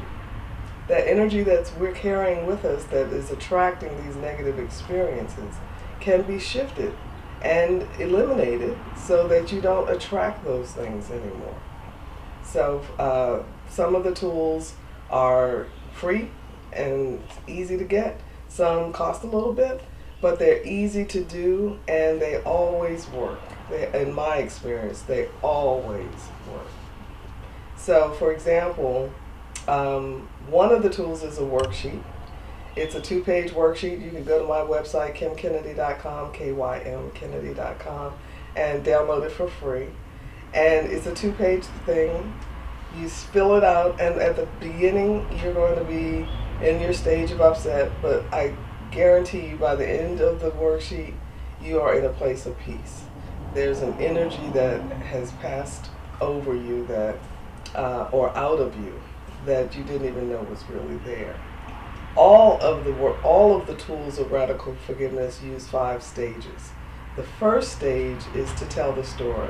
We have to get comfortable with expressing ourselves, clearing that throat chakra, saying what happened, admitting our hurt, admitting it, acknowledging it. It's extremely important to go through that phase of telling the story of what happened to you. The second phase is to feel the feelings. You can't feel what you can't heal what you can't feel. You've got to express those feelings. You've got to cry, you've got to emote, you've got to scream, holler, beat the couch with a pillow. Do whatever it takes to get that energy up and out of your body. Because whatever you don't express, whatever feelings you don't express, you repress. And that means you sit on them and you sit on them. And that will eventually become dis-ease. It turns into heart dis-ease and cancer and diabetes. That energy is going to get out one way, shape, or form. And if it gets out in the form of a disease, that's because you didn't take advantage of the opportunities there are to heal those negative energies in our body.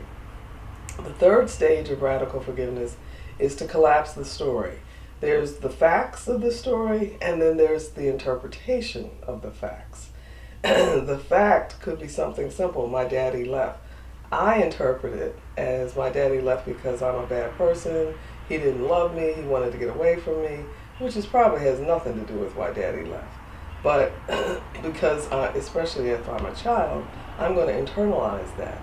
And once I get that belief system going, then no man is going to love me, and I'm always going to be left. And you create those experiences. So what radical forgiveness tools do is break apart what really happened and how am I interpreting it. The pain resides in the interpretation. The fourth stage of radical forgiveness is to reframe the story from the spiritual big picture. What could God have been trying to help me learn here? Why did I attract this person? What is the lesson in this situation?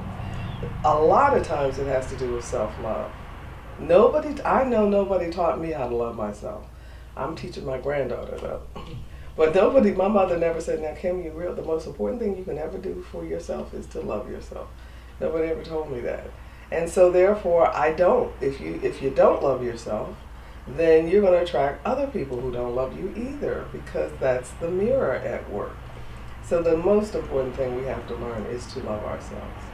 And then the fifth stage of radical forgiveness is called integrating the shift. And that just means to do something physical. After you've done that worksheet, it takes about an hour to do a worksheet. Then get up and take a walk or do some breathing exercises. Do something to integrate the new thinking and belief system into the cells of your body so they don't come back. That's pretty much radical forgiveness in a nutshell. Well, thank you for that explanation. Mm-hmm. I want to go back to a point that you made, that we attract into our lives those lessons that we need to learn or to address within our own selves. And I'm sure there are people that may not quite understand that because they feel things are always happening to them and not for any other reason. So can you address that a little bit more, that attraction? Yeah, well, I think quantum physicists have been revealing of late that everything is energy. Everything is energy. And so the energy that we are is the energy that we attract. I am not a quantum physicist, so I can't explain it any better, except that I do know that there are all kinds of things in this world that are going on that we just don't know. I mean, how are we going to know? We don't know. I don't know how I got this finger on my hand. I don't know how I got the hand. So there's some things you just have to accept are God's mysteries. But once you can discover and see those patterns working, it's amazing. It's delightful. It's because really what you end up with, instead of hating the other person, you thank them for showing you what you need to learn. Showing you what you need to shift within yourself. So again, if I see abuse on the outside, then I know that for some reason I think I deserve abuse.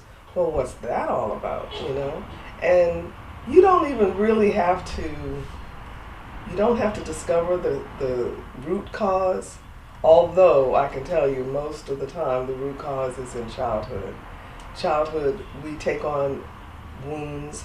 Wounds are inflicted upon us as children. We don't know what to do with them, so we hold on to them and bring them forward into adult life.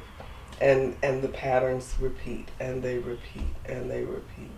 And we keep attracting the same scenario because we're trying to heal it. We're trying to heal it. I can tell you a situation with my daughter. Most of my stories involve my daughter. But my daughter, let me explain. At 24, I was married with a house, a car, a degree, and a job. At 24, my daughter was in my house. She had none of the above and wasn't trying to get anything. So I'm furious. So every good coach has a coach. So I called my coach and my radical forgiveness coach, and she said, "What's the word you think of when you think of her?"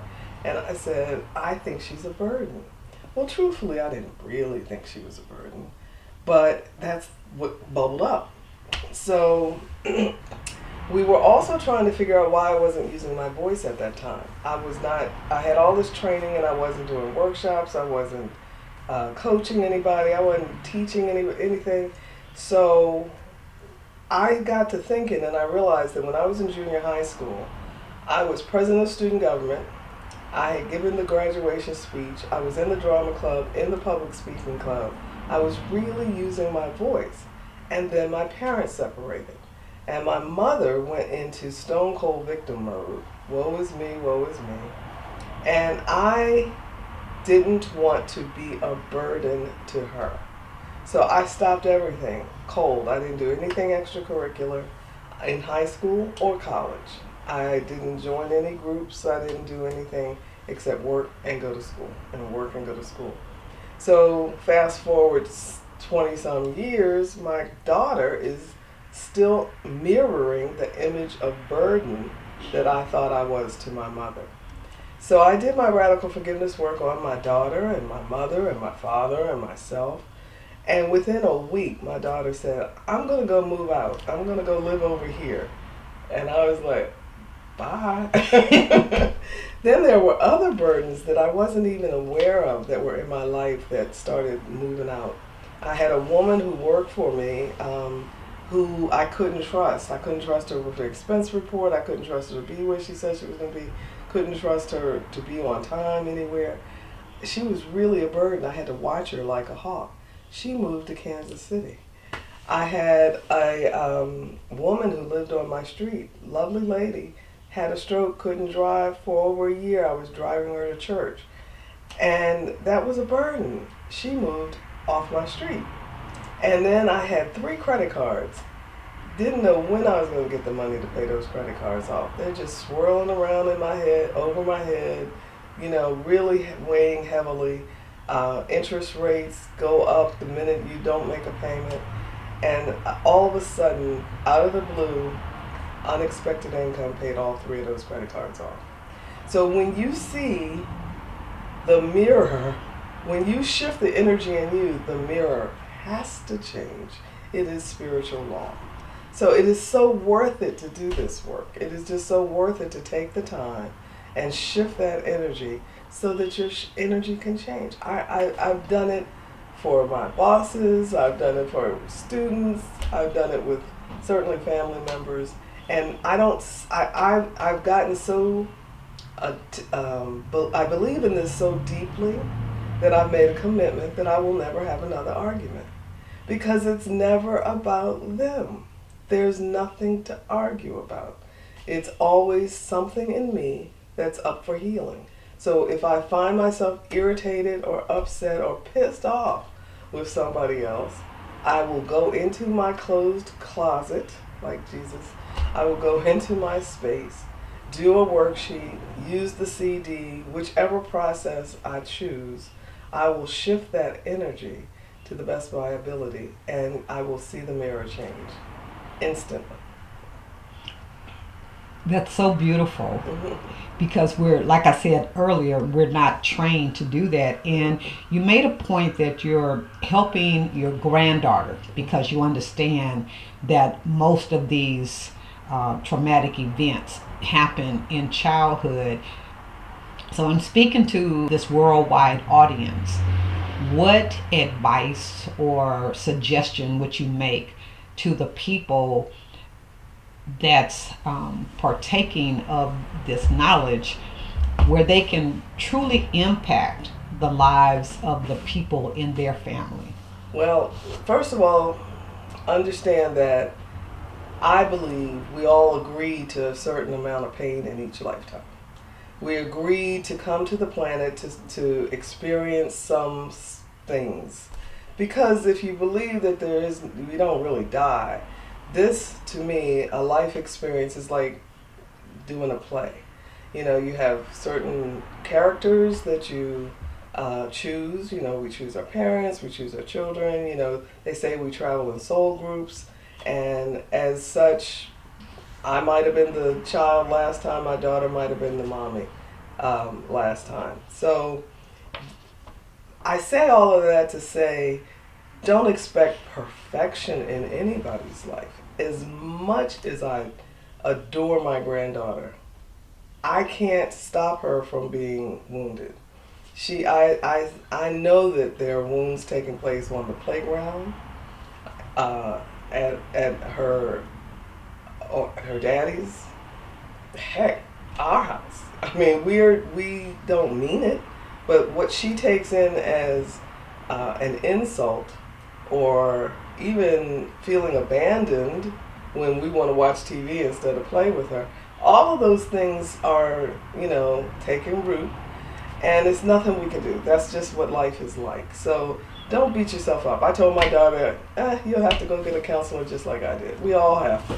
We all have emotional and wounds. But what I would say is definitely, I do everything I can not to stop her from crying, because getting energy, that negative energy out, is the best thing you can do. So instead of saying, I'll give you something to cry for, go to your room, I don't want to hear that. That's teaching them to stuff it. So any way I can try and teach her that it's okay that she feels, and to go ahead and feel those feelings, let that out, that's fine. That's one thing I would say to do. And then to love themselves. I am teaching her the song, I love myself just the way I am, that I don't know, I got it through the Louise Hay work that I've done. So I'm constantly supporting her and loving herself. And then in general, to teach that, like I just told her yesterday, she was complaining about some little girl on the playground, and I said, do you know that mean people are usually have been treated mean? That's where they learn how to be mean. I said, so you don't want to give her more mean, She was mean to you probably because somebody was mean to her. Try not to join in that, cycle. Just try to love her anyway. It's a whole nother world. It's just a whole nother world. Life is good. First of all, let me give credit to the author of Radical Forgiveness and the creator of the concept, Colin Tipping, who lives in Marietta, and when he's not in London, where he's from, is a wonderful man. I've been fortunate. I know God sent me to Atlanta to be able to work directly with him. I've worked with him on several occasions, and I'm very grateful for all that he has created and shared with me. But I can be contacted at kim@kimkennedy.com, KYM@kymkennedy.com, and my website is www.kimkennedy.com. Please feel free to email me any old time. I'd be happy to help. And thank you for sharing so powerfully with us today. My pleasure. Thank you for having me.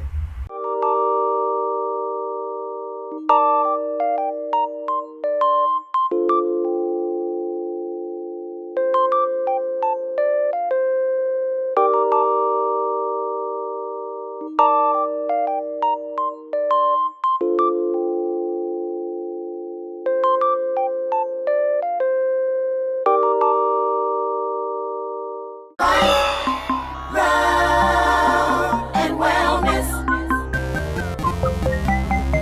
Life, love and wellness. Greetings. I am glad to be here, Sandy. It's always wonderful when you and I connect and do something that will hopefully provide some uplift to the community.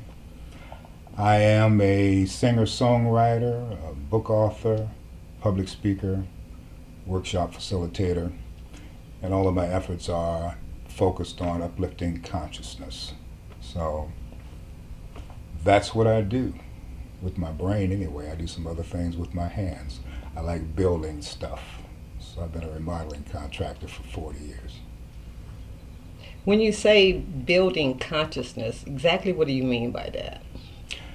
Well, my own personal experience is one where my growth and evolution, which I'm sure that we're all here about, we're all here to grow. And we can only grow by virtue of our awareness, by virtue of bursting through previous limitations about what we know about ourselves, what we understand about life, our willingness and capacity to integrate with other people. So consciousness, building consciousness, is opening up awareness. And I think that begins with our knowledge of ourselves, our knowledge of why we are here on the planet, rather than just living a random kind of existence, allowing the pieces to fall where they may, and even considering ourselves a victim of fate and circumstance. I believe that we have a purpose. I believe that as spiritual beings, we've incarnated into this world with a purpose, and that's specific for each and every one of us. I used to believe that it was sort of nebulous or general, and that as a Pentecostal minister many, many years ago, we were only here to serve God, praise God, go to church 4 or 5 days a week, and do the best that you can to live by the Bible. And my process of becoming disenchanted with the limitations of that, it was sort of like, if you're a member of this church or this ideology, then you're saved and you're going to heaven. If you're not, then you're going to hell. So the objective was to get everybody to think and behave the way we did. Well, I came to understand clearly that's not the way that life is intended. Your path and my path are unique to us. Our life experiences endow us with opportunities to extract the growth out of them if we understand that we are here with a particular purpose. So my aim through my music, through teaching, through writing, is to bring what insight I've been granted to bear on helping one to understand their purpose, and thereby increase their awareness of themselves and raise their consciousness. So when I came out of Pentecostal ministry, I was sort of disenchanted to the point that I didn't want to minister to anybody about anything at any time under any circumstances. But I knew better. I knew my heart, I knew my soul, I knew that I love people and I love to help wherever I can. And I knew that I had some awareness and knowledge and wisdom and a gift, and many gifts, that I had to employ somewhere. I couldn't hide out. So I just sort of petitioned the universe that if I'm going to minister, which I know that I am, I need some things that are going to speak to people where they live and speak to them about their particular processes. So I began to dig, and I found myself back to where I was as a child, when I used to go out into the woods and sit 5 and 6 years old and have those contemplative kind of conversations with God that were largely born of my angst around my living with my stepfather and being harshly treated. I wanted to know, why am I here? And why is it that I have to go through this circumstance? Why is it that I'm not being loved and treated like I have value? Yeah, I got an answer, and basically I had to find a way to fortify my spirit against some of the assault that I came under as a child. My stepfather, because he was somewhat envious of my father and suspected that one day my mother would go back to him, he told me that I was just like my father, I'd never be anything, and that I was not at home, and that I was a nothing, and not to have an opinion in his house because it wouldn't be counted. So I would go out into the woods, and I'm crying and I'm trying to, feel good about myself. So I'm talking with God and asking the bigger why questions. And what I heard was that, first of all, I was not alone, and that I was divinely protected, and that the experiences that I was going through, based on how I processed them, remaining respectful, not fighting back, would fuel my purpose, would equip me to be able to speak to and reach the souls of people who were suffering lack of self-love, who had been marginalized, and just to hold on and to be strong. And I'd understand how I could use those experiences as I grew older. So I've had to fall back and reference that many times in my life, to know that I am on purpose, to know that my life has meaning and reason, and to know that the experiences that I've gone through had applicable purpose for how I could minister, you know. So that's where I found myself.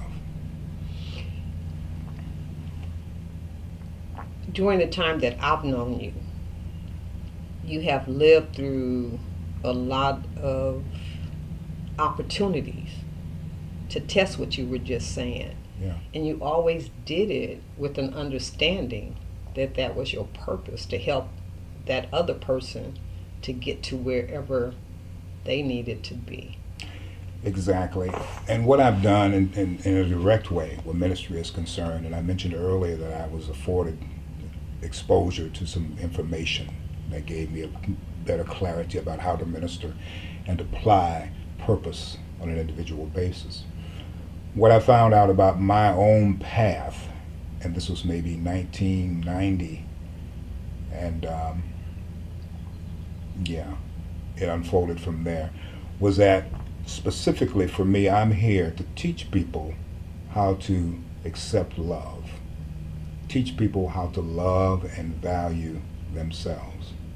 So what I came to understand was that not only in my childhood and those dire circumstances, challenging circumstances that I was under, but everything that I've experienced from then on, even if it were the most direct affront to my sense of self, I had the opportunity to choose how I process it, where I put it. And with the reference point that I'm here to teach people how to accept love, that let me know that I've got to love myself first.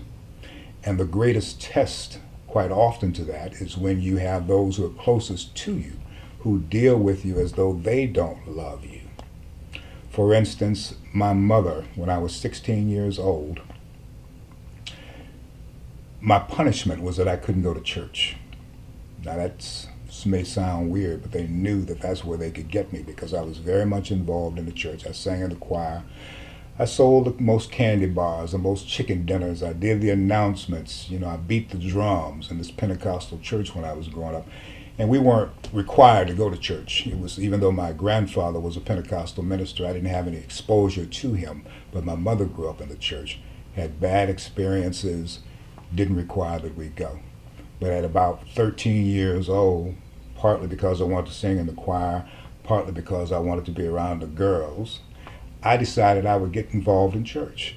And one day, when I was 16, we had this program, and I was scheduled to do all the things that I could in that service. And I got up, and we were eating breakfast in the basement, and I went to the bathroom to get ready. My mother asked me, "Where are you going?" I said, "I'm getting ready for church." She said, "Well, not until you clean up this basement." Okay. So everybody's sitting around. I knew that was my job, but time is of the essence right now. So I said, "Oh, Mama, can't I clean it up when I come back?"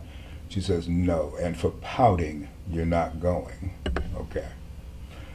So I waited for everybody to clear out, and I went and did my thing, cleaned up, and got dressed and went up and asked if I could go. She said, "No, you're not." I said, every one of my sisters and brothers, depending on who would have the most influence, up there to ask her, they all begged, and "Mama, let him go to church." "No, he's not going." So at this particular time, I made the decision, it's better to serve God and obey God than Mama. So I took off running. I took off running to church, top speed. We had 2 programs. In between the programs, we ate lunch, walked over to the park next door. On the way back, I encountered my mother and a friend of hers walking from her house. Our paths met. My mother, in front of my girlfriend and her sister, told me, "Your dad is going to kill you when you get home." All right. So I said, "Oh, Mama, I just wanted to go to church." And she lit into me, just flailing. And I'm trying to hold her off. We're in the driveway of the church with the gravel. She slips and falls. She gets up, goes up to the beer garden where my stepfather is, tells him that I knocked her down. So They come down there, and I know that they're on their way. All right, so I hide in the bathroom of the church. Nobody sees me go in. So they pull up, skidding into the driveway, gravel flying everywhere. Everybody comes outside to figure out what's going on, and they interrogate the people about where I am. Nobody knows because they didn't see me go into the bathroom. All right, so they tell church people, in essence, that they're lying. Where's your basement? He's hidden the basement. We don't have a basement. Every church has a basement. Where is it? You know, so I'm listening to all this from a window like this in there in the driveway. So they said, I tell you what, when he comes back, when you find him, you tell him he better get himself home. And they're about to go, and this two-year-old boy walks into the bathroom and he hollers, here he is. So it's like, oh God. So they put me in the car, take me home, and probably the most debilitating, humiliating thing that's ever happened to me in my life happened on that day. My stepfather took me home, made me strip down naked, and beat me at 16 years old in front of his two male friends. Yeah. Beat me with a belt, beat me with a switch, told me to go to bed, I couldn't eat. My mother told me, never speak to me again, you're not my son, I disown you. My brothers and sisters thought that I'd hit mama, so they were all angry with me. I felt broken. And if it were not for God in my life, I would have probably turned out a much different person than I am today by virtue of that experience. So I'm not allowed to get on the phone. The people from the church are calling to ask how I'm doing. They're telling them basically to go to hell. And I get up out of the bed and I call my father in Detroit. I tell him what happened. He says, tell James, your stepfather, to call me. I says, I can't because he told me not to get on the phone.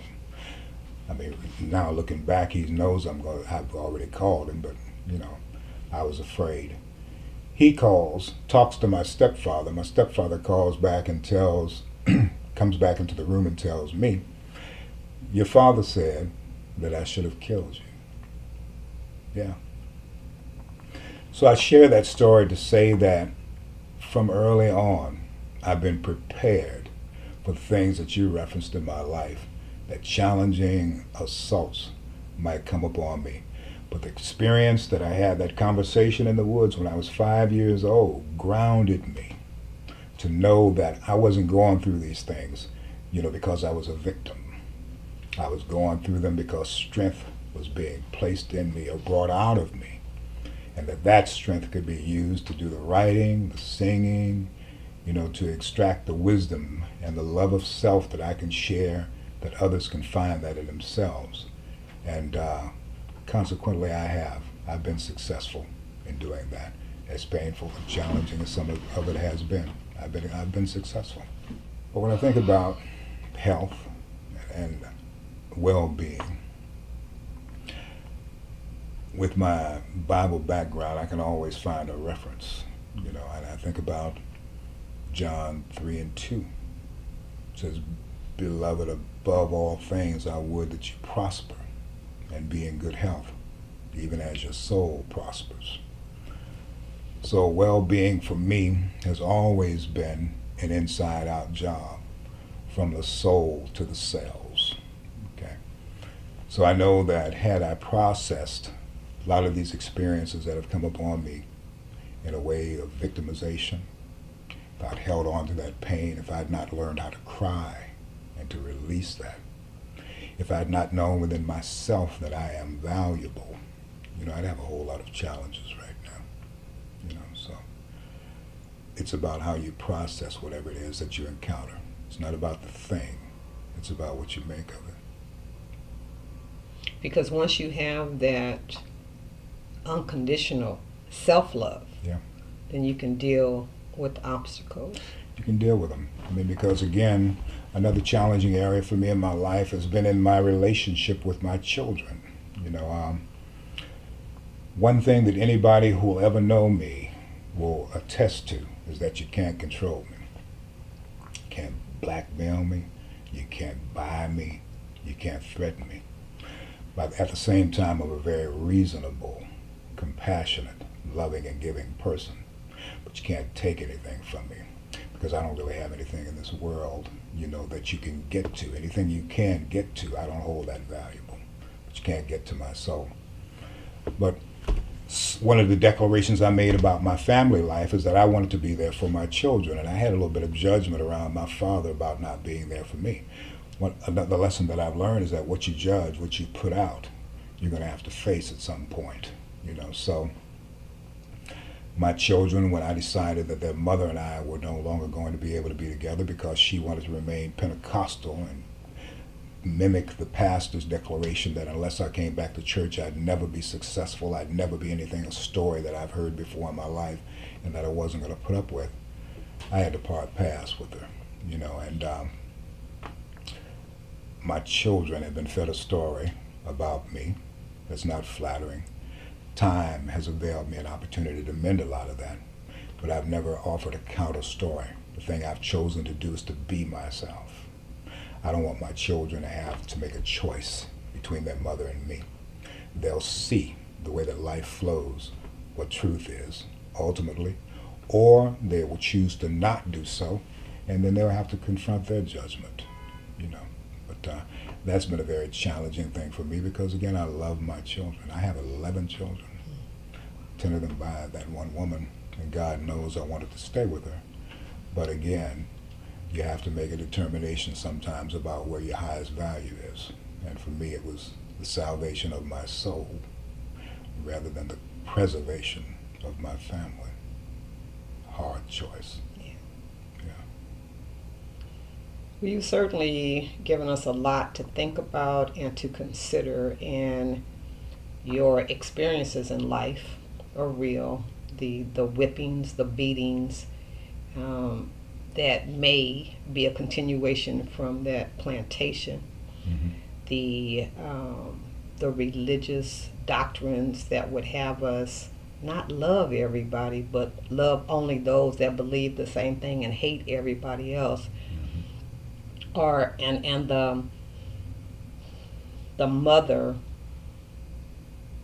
giving statements to the children that turns them against the fathers. All of those are things that we truly deal with in our community. Exactly. And so you pointed out some really great examples, and by teaching us that love is the answer through all of that. Exactly. Love of self first, And quite often, you might be invited into a tug of war as to whether you're going to love yourself or love someone more than yourself.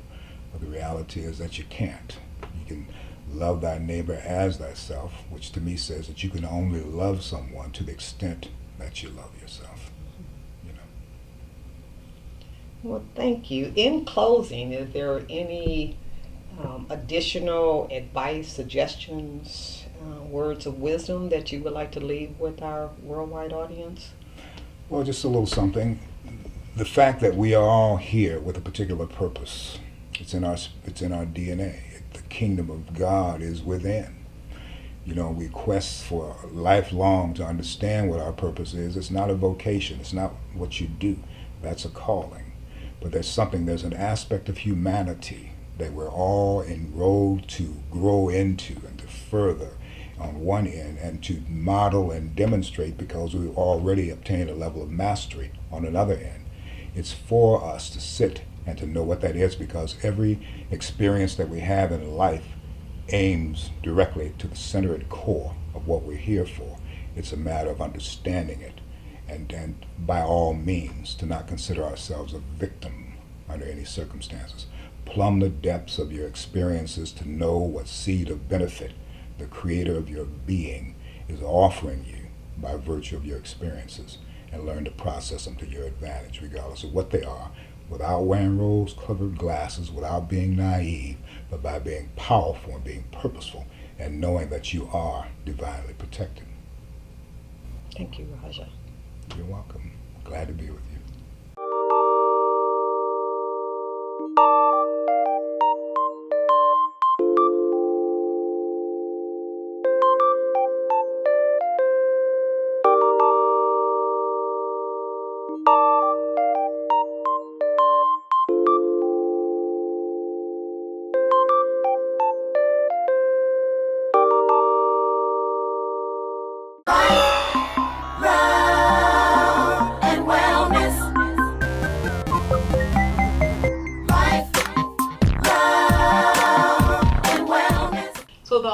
idea is to uplift ourselves, uplift the community through education, through spiritual practice, through the food that we eat, through the fun that we have, you know. And so that's the basic idea of Nature's Garden for Victory and Peace, which is also named after our beloved, I like to think of him as the second, well, maybe not the second, but a 21st century or 20th century multi-genius, George Washington Carver, who wrote a bulletin in 1942. He used to publish bulletins that were disseminated throughout the county for the farmers. And he wrote this particular bulletin, was bulletin number 43 in 1942, and it was called Nature's Garden for Victory and Peace. And I love the name. When I visited the museum that's on the campus of Tuskegee University, I saw that bulletin.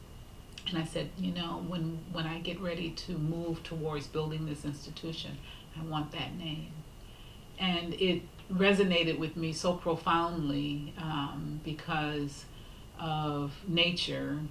A lot of what we're doing is learning from nature. Living in a rural area like this, there's so much that you can observe. I mean, wherever you live, you can observe it, but you can really observe it when there are fewer people, less houses, a lot less industries, less cars and whatnot. And there's so many different types of bugs and bugs that I had never seen, different types of trees and flowers. And so through the observation of nature, you learn a lot about the nature within oneself. And we have a collective group. There's a good friend of ours, and I think you know Akiba and her husband Kareem. They have been working and developing this concept called nature culture. And so I've actually adopted that from them, and we're working together to continue to have nature culture become a publication. They have written an introduction, and they want to do that in a participatory manner where there would be a group of thinkers that would read through the document and add to it and really flesh it out so that it is something that uniquely is reflective of our mindset. You know, in some ways it might be similar to permaculture, but you know, we want, one of the things that we think is important as people of ancient ancestry, being the first people on the planet, we think that it's important that we reclaim our own intellectual property.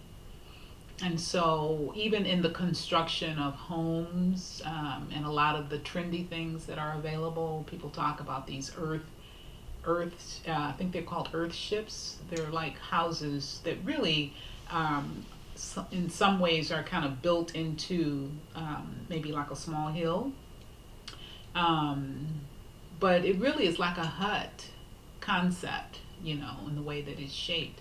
And so that we believe that it's important, again, even in that example, to give credit where credit is due, because we are a people that so much of our contribution has been either stolen, negated, and not credited to us. So that's part of what we have to do, is to reclaim. And when we do that, we're actually giving people who don't know a healing. It's healing to tell the truth, you know, to tell the historical truth about everything, you know. So the nature culture is a very important aspect of the development of Nature's Garden for Victory and Peace, because it serves as like a philosophy, really, you know. It attempts to define who we are in relationship to the cosmos, the heavens, and the cycles of the earth and the seasons and everything above as below. So, you know, Nature's Garden for Victory and Peace wants to work with people who are passionate about their peace, you know, and if it fits into the definition that I had given of art. And if this person wants to be a part of a collective mind, we're striving to develop divine unity. Just think about that. Not just unity, but divine unity, and that's going to be a great effort, It's going to require that we pull on everything that's good about us, that we will have challenges, we will have struggles, but that we will always come back to each other, because we have to,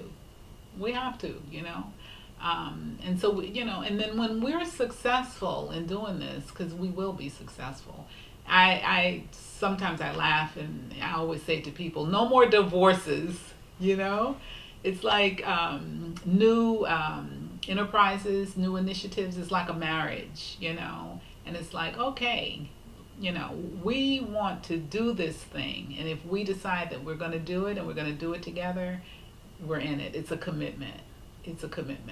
And we have to figure out how we reconcile any differences that may arise. We figure out the natural, healthy way to resolve that in a way that allows us to continue on our path, and that this is the way to do that. So we're still just about 3 years in, and I feel very proud in what we have accomplished, and what we're still wanting to achieve.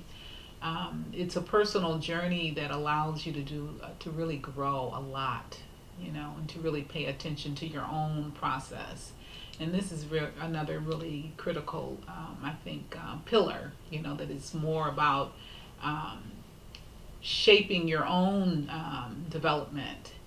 And that the more that we are able to do that, the easier it is to connect with other people, It's not so much about pointing the finger at others or pointing out, that if we can get everybody involved in a process of self-reflection, contemplation, and then self-correction, there's this Gary Zukov, I think he wrote a book called Spiritual Partnerships. And so that we develop these relationships with individuals where we actually give each other permission to give us feedback, but that feedback is offered in a certain type of way that allows you to hear it and to begin to shift, in various ways. So there's so much, there's so much that we don't know, but we also know that everything that we need to know is inside of us, and so that's another one of the beautiful things about this process is, attempting to access this ancient wisdom that we have, and really like falling in love with your people again, and so I feel very, very lucky to be a part of a larger community of brothers and sisters that are moving in this direction. And I think that we realize that we're in a special era and a special time. I mean, even, I think even so-called modern science is also acknowledging that there are shifts that are occurring. Most of the biblical and sacred books also acknowledge that we're in the end of a certain era, and so to be a part of that is very motivating and very exciting, and it gives you a kind of knowingness that we don't have to be as anxious as one might be when we look around and see the kinds of things that are taking place politically, spiritually, And in a lot of ways, you know, our people seem to, in certain instances, appear to be imploding, you know, under the under the authority of this system that we live in, you know. And my observation is that the answers lie in us coming back home to who we are at the deepest possible level, you know, and that this discovery is such a beautiful awakening, that once you get onto the path, you know, it's like you're full of joy, you know, and it's a knowing that just keeps you moving. Keep putting one foot in front of the other one, knowing that there's something on the other side of it, you know. It's a quieting acceptance, and at the same time there's this feeling of, you know, we don't have all day. So it's kind of the flip side of the same coin, which is a principle in life itself, that the moment you think you got it, you realize that there's more. There's still more, and always more, and it's infinite, you know. But I'm having a good time, you know. I'm having a really, really good time. And I've noticed that a lot of what I'm doing now are things that I started doing when I was in my 20s, like when I was graduating from high school in the early 70s, the late 60s. And it was during that time of kind of like the Black consciousness period, and I was right there with it, you know. I joined the Nation of Islam. I was in the nation for 10 years, and I learned a lot of things about who the original people are. I learned about, you know, caring for my body, how to eat to live, how to fast, how to work with the sisters, you know, and something about, you know, the roles that men and women might play. Okay, so now, you know, one of the things that I learned, one of the big principles that I learned in that movement was that religion was to teach us self-government, you know. And when I thought about that, I said, yeah, you know, because it has its doctrines, it has its rules, and it provides a lot of guidance about, you know, what to do, what not to do. But that once you feel like you've attained that self-governance, you become free, you know. So I reached that point where I needed to be freer, but I still noticed that even within that freedom that I still was able to make decisions about how I wanted to project myself. And so, you know, I still wear lots of long dresses, loose fitting clothing, I've been wearing scarves, you know, both around my neck, on my shoulders, sometimes on my head, you know, since, like I said, since the late 60s and 70s, never stopped, you know. But then now to see it becoming more, you know, just more trendy. I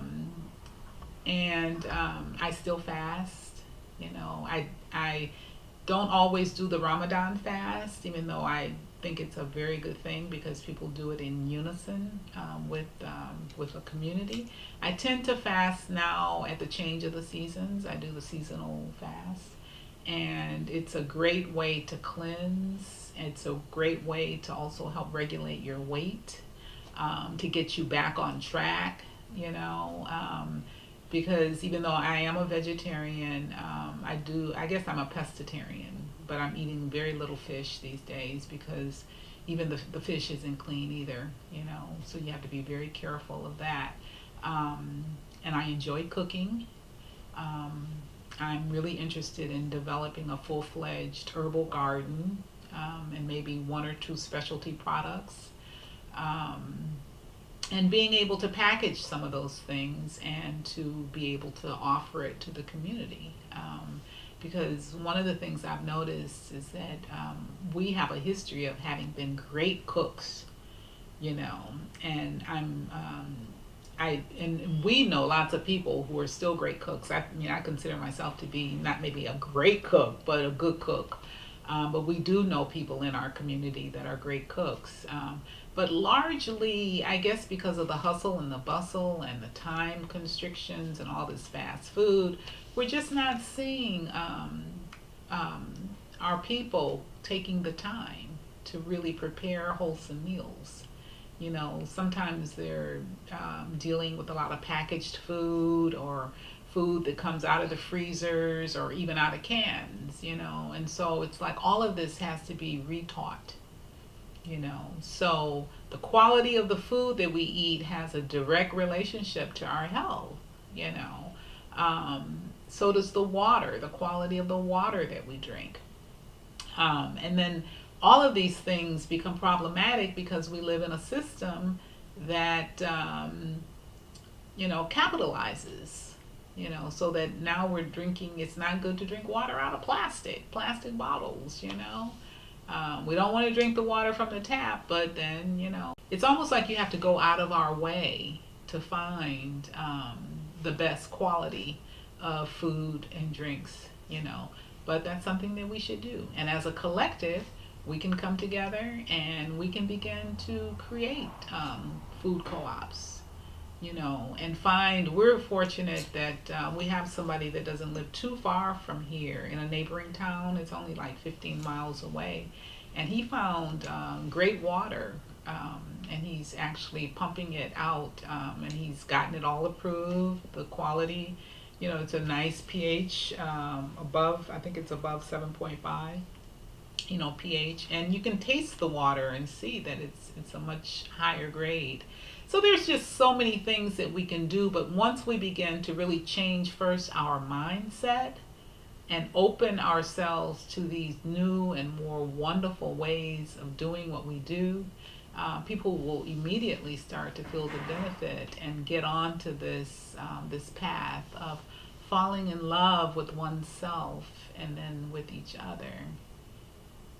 Thank you, Musha. You have just been incredible. You laid it all out for us from the inception or the thought to the actions that you took as far as going into prayer and meditation, being in a one-on-one conversation with God, and then having a reading by one of your spiritual advisors and just walking through that whole process.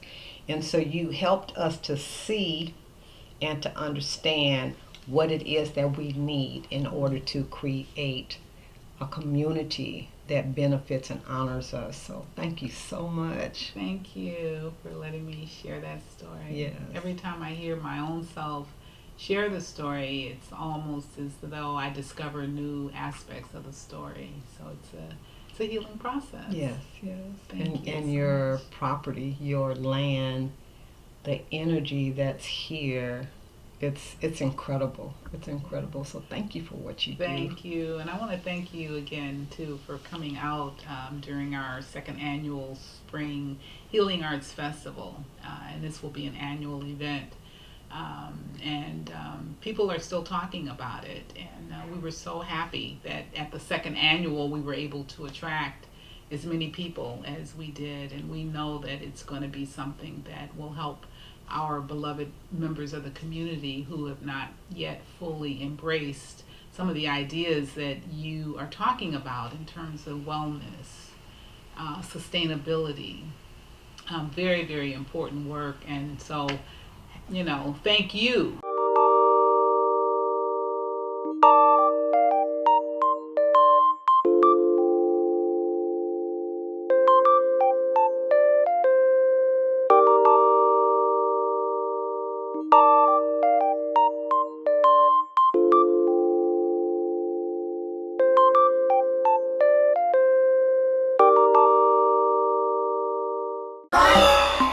Love and wellness. Life, love and wellness. Cities Raw Reality Cafe is just that. It's the commonality of my reality in my life, the things that I've experienced. So the healer, the community activist, that part of myself went into a journey as I came out of the political activism, the more focused political activism, into the spiritual path. Because as I've said, I've always been a spiritual being, not so much a religious one, but a spiritual one. I wanted to be able to serve the divine, to serve my ancestors. My expression of spirituality is universal. It comes from nature. I've studied many different paths, and I found that they're really all saying the same thing in their own way. So that which works best for me is that of nature, because nature is always speaking to us. And nature showed me natural altars, so I was able to create them naturally in my home. Nature showed me how to live, how to eat, how to embrace the cycle of life. Even that portal called death is actually part of life. You know? So, on my spiritual journey, I knew I wanted to serve. I had been reading many books on some of the older spiritual paths, and it was saying that there's a belief that a householder, person who did everyday work and was a parent or a father or a caretaker or whatever, that they could never attain spiritual enlightenment in this lifetime because they couldn't dedicate themselves to monastic living or those austerities of enlightened beings. And I was really disheartened, and I was like, well, I don't believe that, because first of all, it sounds like more patriarchal madness, and it sounds like elitism, and it sounds like it's a club. And I don't believe that the divine set things up like that. I just don't believe that. I didn't know what to believe, but I knew it was something else other than what I was being given. And so with that in mind, I continued my studies and asked for guidance. And I came across a book called The Dragon Doesn't Live Here Anymore. A dear friend of mine, Adama, gave me that book. And in the book, there was a passage where the author was talking about the divine manifesting even in a mother as she was making a peanut butter and jelly sandwich for her child. And I was like, yes! I knew it, because it's about the love. When you are caretaking, when you are nurturing, that's love in action. So then there is a place to go and sit and be still and experience the love of the divine. But there is also a place for love in action, to experience the divine through one's service for others. So then I ran down that road. I ran down that road to discover more, to discover what it was to be in the state of grace, to be in the state of nirvana, of nahast, of samadhi, all of the austere state, all of this divine illumination. How did these enlightened ones come about it? Well, they lived rich and full lives in accordance with their times. So for me to live that in accordance with my time, I knew that I could be of service, and that was the actual living, moving, breathing meditation. If I'm always constantly remembering the divine, if I'm always constantly making sure that every act is a prayer, then I am living a grace-filled life. Now the problem was for me at that point that I didn't know what my life's purpose was. I knew it was more than what I was doing, but I didn't know what it was. And at that point, I was doing spiritual counseling. I was primarily a natural hair care provider. So I groomed and styled locks. I started them for people. I braided, because when I became an entrepreneur, when I left my dad's office, I did hair. I was a braider. And I supported my 5 children primarily as a single mom doing hair. So I also made jewelry, and I also did spiritual counseling. Now my grandmother, my mother's mother, taught me how to craft, how to do beadwork and jewelry, and how to take yarn and wrap beer bottles and things and make them into vases, and how you could make it into clothes, and just all kind of creative things with my hands. So thank you, ancestors. Thank you, divine, for these hands. Our people have forgotten what we can do with our hands. We always say, I can't find a job. Well, make a job. Look around and see what there is a need for, and figure out how to fulfill that need. And it may not be your life's goal to be a toilet paper producer, but I promise you, you will never go hungry. You figure out how to make toilet paper, how to recycle, because I don't know of any black-owned toilet paper companies. But it's something everybody uses, everywhere, every day, around the world, except if you are off the grid. Now that may not be your life's longing, but if you can do something like that as your foundation, that becomes the platform for you to fulfill your life's longing. And while you're at it, you're fulfilling a need to make life better for other people. So the saying that success is not an end game, it's the journey. It's true, because if you are striving to be the best that you can be, you're never going to be finished doing that. Because there'll always be the next level, the next level, the next level, the next level, the next level, the next level, the next level, the next level, and so on. Because remember, energy never dies. It just transforms, changes into something else. So that having been said, I also did spiritual counseling, as I mentioned. My great-great-grandmother on my mother's side was a seer. I didn't know. I didn't even find out till I was 40. My uncle told me. He was asking me what I did. And I said, well, I primarily do spiritual counseling at that point in my life. That's what I was doing. I did some hair, but the spiritual counseling thing was really taking off. I was doing readings for people like Bobby Hemmett, Ritual Pukram, Phil Valentine, and it came about as a calling because as a child, I could see spirits. I could hear spirits. I felt spirits. Now, my parents and everybody told me there was no such thing as ghosts, and I wasn't seeing, feeling, and experiencing what I was. So what that ended up producing for me was a state of fear. I was afraid all the time. And I felt alone because they weren't seeing it, and they were telling me that what I was seeing wasn't real, and they'd say, girl, you crazy. So I started thinking, well, maybe I am. But as fate would have it, others who didn't know me at all saw that I had a gift, and they would ask me, particularly when I traveled down to Mexico one summer. I backpacked down there with my 3 older sons who were little at that time. People were stopping me everywhere, asking me to do readings for them. I had just learned how to do tarot readings for myself. And I was like, no.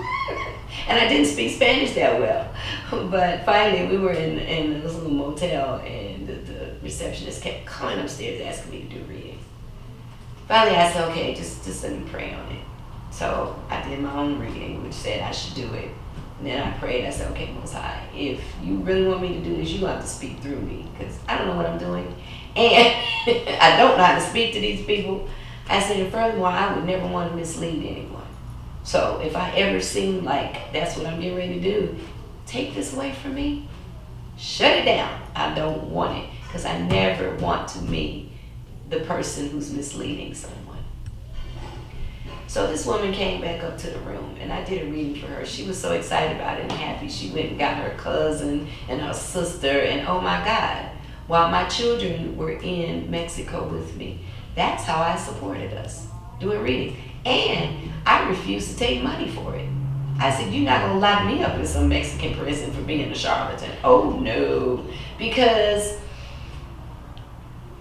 this is how I knew it was real, because I didn't know Spanish that well to be able to translate the information to give it to this woman. Spirit was speaking through me to be able to give it to her. So I was like this bystander watching this process, and yet it was me. So it got to be a thing where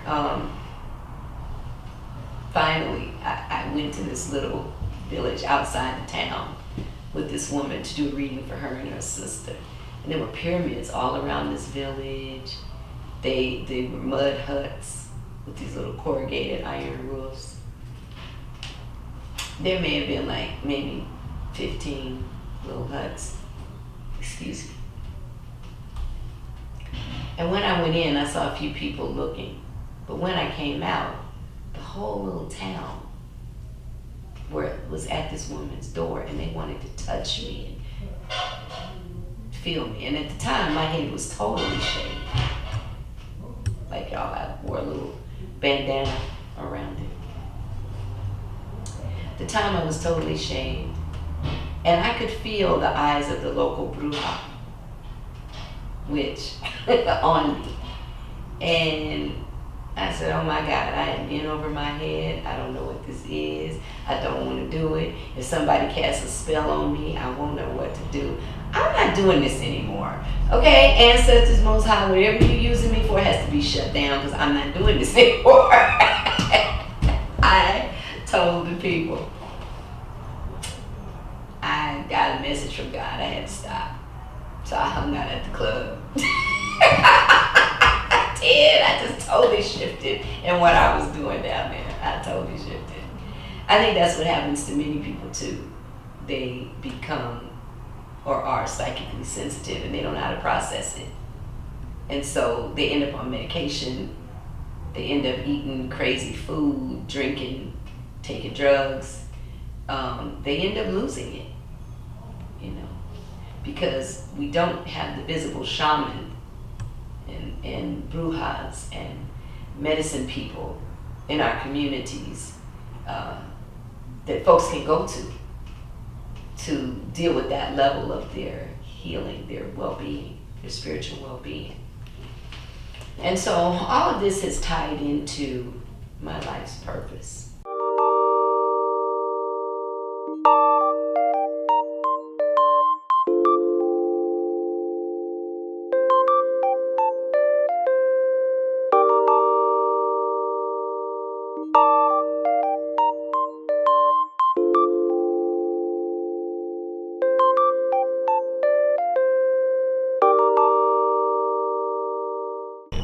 Thank you for being with us today. And we know that you enjoyed our awesome, incredible speakers. And we certainly appreciate you as being a part of this groundbreaking historic event. And so we invite you to tomorrow perhaps invite a couple of more of your friends over, or how about at your church or your synagogue or your mosque, invite people and have a viewing party so that you can have a discussion afterwards. And so we look forward to being with you tomorrow with another group, anywhere from 5 to 7 incredible individuals that's going to share of their expertise, their love, their passion, because you know our speakers cover a wide variety of subjects, and it's things that you can immediately put into effect in your life. So thank you for being with us. We'll see you tomorrow. Love and wellness. Life, love and wellness. Life, love and wellness. And that's what I want, more just what I need.